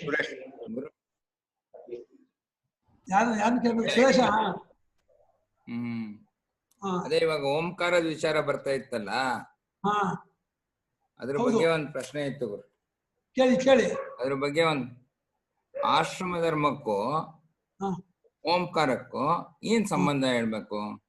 ಅಲ್ಲ, ಇದು ಸಂಪ್ರದಾಯದಲ್ಲಿ ಆಶ್ರಮ ಧರ್ಮವಾಗಿ ಇಟ್ಕೊಂಡಿದ್ದಾರೆ. ನ್ಯಾಯವಾಗಿ ಶಾಸ್ತ್ರದಲ್ಲಿ ಎಲ್ಲೂ ಸನ್ಯಾಸಿಗಳೇ ಓಂಕಾರ ಉಚ್ಚಾರಣೆ ಮಾಡ್ಬೇಕು, ಅವರೇ ಜಪ ಮಾಡ್ಬೇಕು, ಶಾಸ್ತ್ರದ ವಾಕ್ಯ ಸಿಗೋಲ್ಲ. ಆದ್ರೆ ಪರಂಪರೆಯಲ್ಲಿ ಮಾತ್ರ ಹಾಗೆ ಇಟ್ಕೊಂಡ್ ಬಂದಿದ್ದಾರೆ. ಕೇವಲ ಓಂಕಾರೋಪಾಸನೆ ಸನ್ಯಾಸಿಗಳೇ ಮಾಡೋದು ಅನ್ನೋದನ್ನ ನಮ್ಮ ಸ್ವಾಮಿಗಳು ಕಠೋಪನ್ಯಾಸ ಗೀತೆ ಸರಿ ಉಪಾಸನೆ ಮಾಡ್ಬೇಕಾದ್ರೆ ಅದು ಒಂದೇ ಮಾಡ್ಬೇಕು ಅಂತ ಆದ್ರಿಂದ, ಉಪಾಸನೆ ಮಾಡೋ ಎಲ್ಲವನ್ನೂ ಬಿಟ್ಟಿರ್ತಾರೆ ಅಂತ ಆದ್ರಿಂದ, ಎಲ್ಲವನ್ನೂ ಬಿಟ್ಟು ಕದ ಕೂರ್ಬೇಕಾದ ಎಲ್ಲವನ್ನೂ ಬಿಟ್ಟವರ ಸನ್ಯಾಸಿಗಳು ಅಂತ. ಯಾರು ಎಲ್ಲವನ್ನೂ ಬಿಟ್ಟು ಅದಕ್ಕಾಗಿ ಕೂತಿರ್ತಾರೋ ಅವ್ರು ಸನ್ಯಾಸಿಗಳು. ಯಾಕಂದ್ರೆ ಗೃಹಸ್ಥನಾಗಿದ್ದು ವೇದಾಧ್ಯಯನ, ಸಂಧ್ಯಾ ವಂದನೆ, ಯಜ್ಞೋತ್ತ ಇತ್ಯಾದಿ ಮಾಡಿದ್ರೆ ಪ್ರತ್ಯಯ ಬರುತ್ತೆ, ದೋಷ ಆಗುತ್ತಲ್ಲ. ವೈಷ್ಣದೇವಾದಿ ಮಾಡದೆ ಹೋದ್ರೆ ದೋಷ ಬರುತ್ತೆ ಶಾಸ್ತ್ರ ಹೇಳ್ತಲ್ಲ. ಅದನ್ನ ಆ ದೋಷವನ್ನು ತಪ್ಪಿಸ್ಕೋಕ್ಕೋಸ್ಕರವಾಗಿ ಶಾಸ್ತ್ರವೇ ಅನುಮತಿ ಕೊಟ್ಟಂತಹ ಸನ್ಯಾಸ ಅನ್ನುವಂತಹ ಒಂದು ಆಪ್ಷನ್ ತೆಗೆದುಕೊಂಡು ಅದರಿಂದ ಅವನು ಸನ್ಯಾಸ ನಿರಂತರ ಓಂಕಾರ ಚಿಂತೆ ಇರ್ತಾನೆ ಅಂತ ಹೇಳಿ ಈ ರೀತಿ ಒಂದು ಸಂಪ್ರದಾಯಕ್ಕೆ ಒಂದು ಆಂತರಿಕ ಅರ್ಥವನ್ನು ನಾವು ಕಲ್ಪಿಸ್ಕೋಬೇಕಾಗುತ್ತೆ. ವಾಕ್ಯ ಮಾತ್ರ ಸಿಗೋಲ್ಲ, ಬೆಂಬಲ ಇಲ್ಲ, ಆಶ್ರಮ ಬೆಂಬಲ ಇಲ್ಲ. ಓಂಕಾರಕ್ಕೂ ಆಶ್ರಮಕ್ಕೂ ಶಾಸ್ತ್ರದ ಬೆಂಬಲ ಏನ್ ಸಿಕ್ಕಲ್ಲ, ಶಾಸ್ತ್ರದ ಬೆಂಬಲ ಸಿಗೋಲ್ಲ, ಶಾಸ್ತ್ರದ ವಾಕ್ಯ ಇಲ್ಲ. ಎಲ್ಲೂ ಪ್ರಶ್ನೋಪನಿಷತ್ತಲ್ಲೂ ಕೂಡ ಆ ಪಿಪ್ಪಲಾದರೂ ಆ ಮಹಾಶಾಲ ಮಹಾರಸ ಅಂತ ಸತ್ಯಕಾಮನಿಗೆ ಓಂಕಾರ ಹೇಳಿದ್ರು. ಅವನಿಗೆ ಮಹಾಶಾಲ ಮುಂಚೆ ಆರಂಭದಲ್ಲೇ ಇದೆ. ಅರ್ಜುನನಿಗೂ ಭಗವಂತ ಓಂಕಾರ ಹೇಳ್ದ ಇದರಲ್ಲಿ 8ನೇ ಅಧ್ಯಾಯದಲ್ಲಿ. ಅವನು ಅರ್ಜುನ ಗೃಹಸ್ಥನೇ.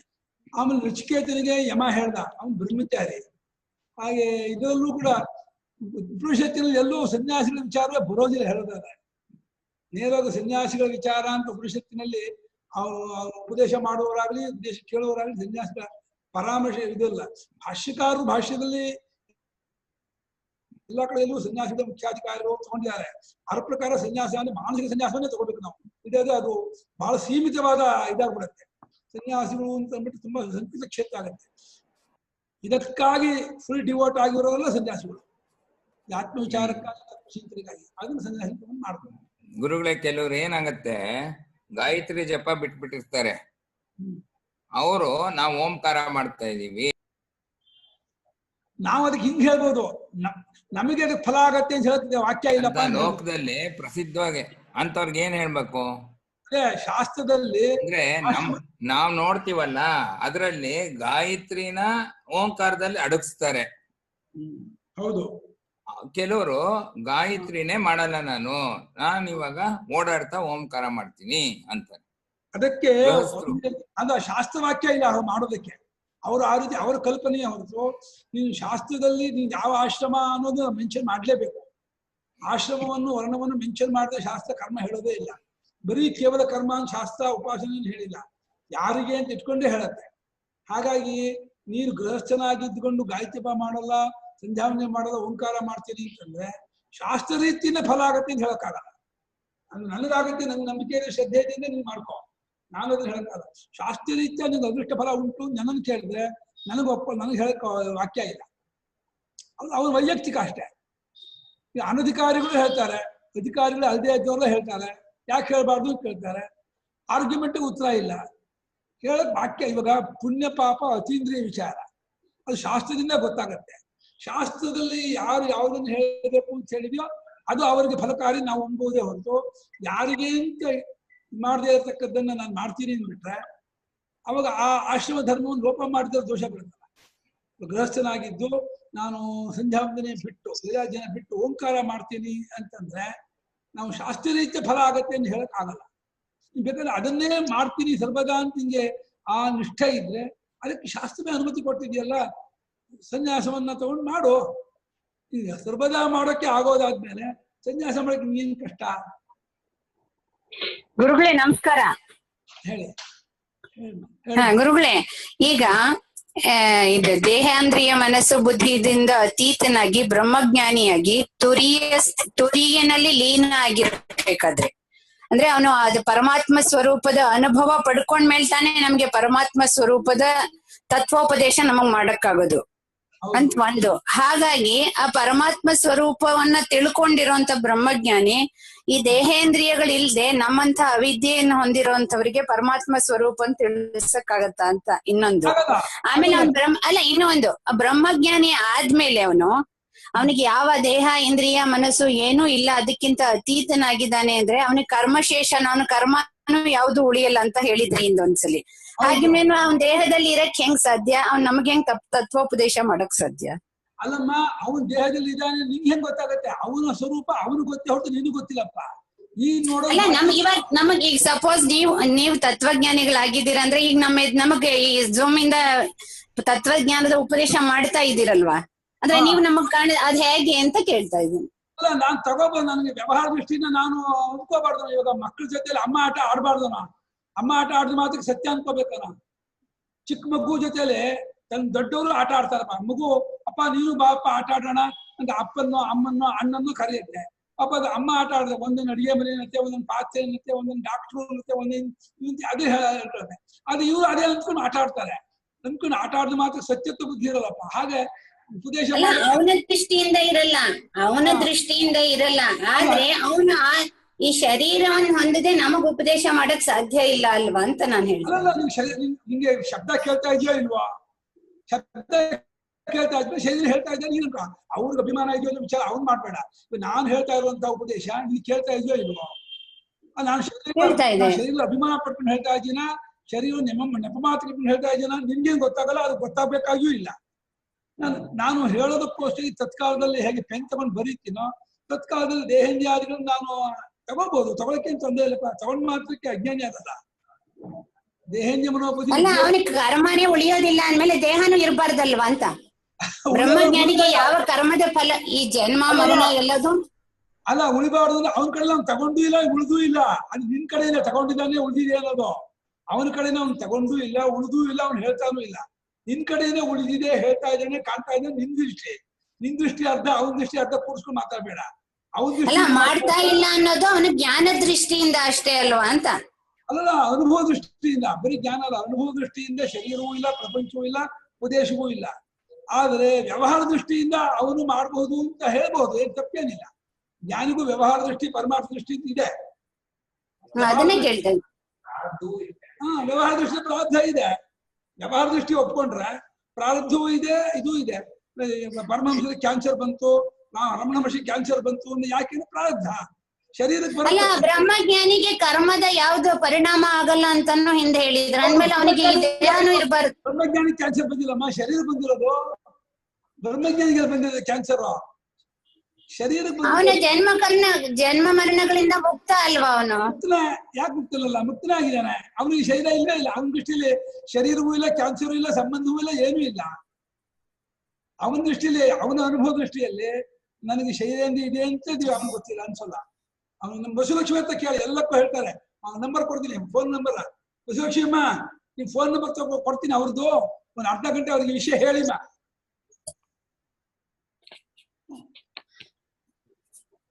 ಆಯ್ತು, ನೀವ್ ಒಂದ್ಸಲ ಬಾ ನಂದಿನಿ, ಒಂದ್ಸಲ ಆಶ್ರಮಕ್ಕೆ ಬಾ, ಕೂತ್ಕೊಂಡು ಮಾತಾಡೋಣ. ಗುರುಗಳೇ ಹೇಳಿಮ್ಮ. ಪರಮಾತ್ಮನನ್ನ ಮಾತ್ರ ರೂಪವಾಗಿ ಕಾಲ್ಪನಿಕವಾಗಿ ವಿಭಜಿಸ್ಕೊಂಡು ನೋಡಿದಾಗ ಅಕಾರ ಉಕಾರ ಮಕಾರ ಅಂತಲೂ, ಅದೇ ಪರಮಾತ್ಮನನ್ನ ಪಾದರೂಪವಾಗಿ ಕಲ್ಪಿಸಿಕೊಂಡು ವಿಭಜಿಸಿದಾಗ ವಿಶ್ವ ತೈಜಸ ಅಂತ ಆಗತ್ತೆ ಅಂತ ಅಷ್ಟೇ ಅಲ್ವಾ? ಹೌದು, ಅದೇ ಪರಮಾತ್ಮ. ಅಲ್ಲಿ ಓಂಕಾರ ಅಂತೀವಿ, ಇಲ್ಲಿ ಪರಮಾತ್ಮ ಅಂತೀವಿ ಅಷ್ಟೇ. ಅಕಾರ ಉಕಾರ ಮಕಾರದ ಒಟ್ಟು ಓಂಕಾರ ಅಂತೀವಿ. ವಿಶೇಷ ಪ್ರಾಜ್ಞರ ಒಟ್ಟನ್ನು ನಮ್ಮ ಬ್ರಹ್ಮ ಆತ್ಮ ಅಂತೀವಿ ಅಷ್ಟೇ. ತುರಿಯ ಇಲ್ಲಿ ಅವಾಗ ಪ್ರಪಂಚೋ ಯದಿ ವಿದ್ಯೇತ ನಿವರ್ತೇತ ಸಂಶಯ. ಸಂಶಯ ಪದಚ್ಛೇದ ಪ್ರಪಂಚ ಒಂದು ಇಟ್ಬಿಟ್ಟಿದ್ರೆ ಅದು ಹೋಗ್ಬೇಕಾಗಿತ್ತು. ಅದೇ ಹೋಗ್ಬೋದು. ಸ್ವಾಮಿಗಳು ಮಾಡಿರೋ ಪ್ರಕಾರ ಶ್ಲೋಕ ಹೇಳ್ಕೊಡುವಾಗ ಅನ್ವಯ ಆಗದೆ ಪ್ರಪಂಚೋ ಯದಿ ವಿದ್ಯೇತ ನಿವರ್ತೇತ ಇದ್ದದ್ದಾಗಿದ್ರೆ ಹೋಗ್ಬೇಕಾಗಿತ್ತು, ಇದ್ದದ್ದಾಗಿದ್ರೆ ಹೋಗ್ಬೇಕಾಗಿತ್ತು, ಸಂಶಯ ಇಲ್ಲ. ಹೌದು, ನಾವು ಪ್ರಪಂಚೋ ಯದಿ ವಿದ್ಯೇತ ನಿವರ್ತೇತ ಸಂಶಯ ಪ್ರಪಂಚೋ ವಿದ್ಯೇತ ನಿವರ್ತೇತ ಸಂಶಯ. ಹೌದು, ನಿವರ್ತೇತ ಕಾಮ. ವ್ಯಾಕರಣದ್ದು ಇದಾಗಿದೆ. ನಿವರ್ತೇತ ಅಂದ್ರೆ ಒದೀತು ಅಂತ ಮಾಡಿದಾರಲ್ಲ,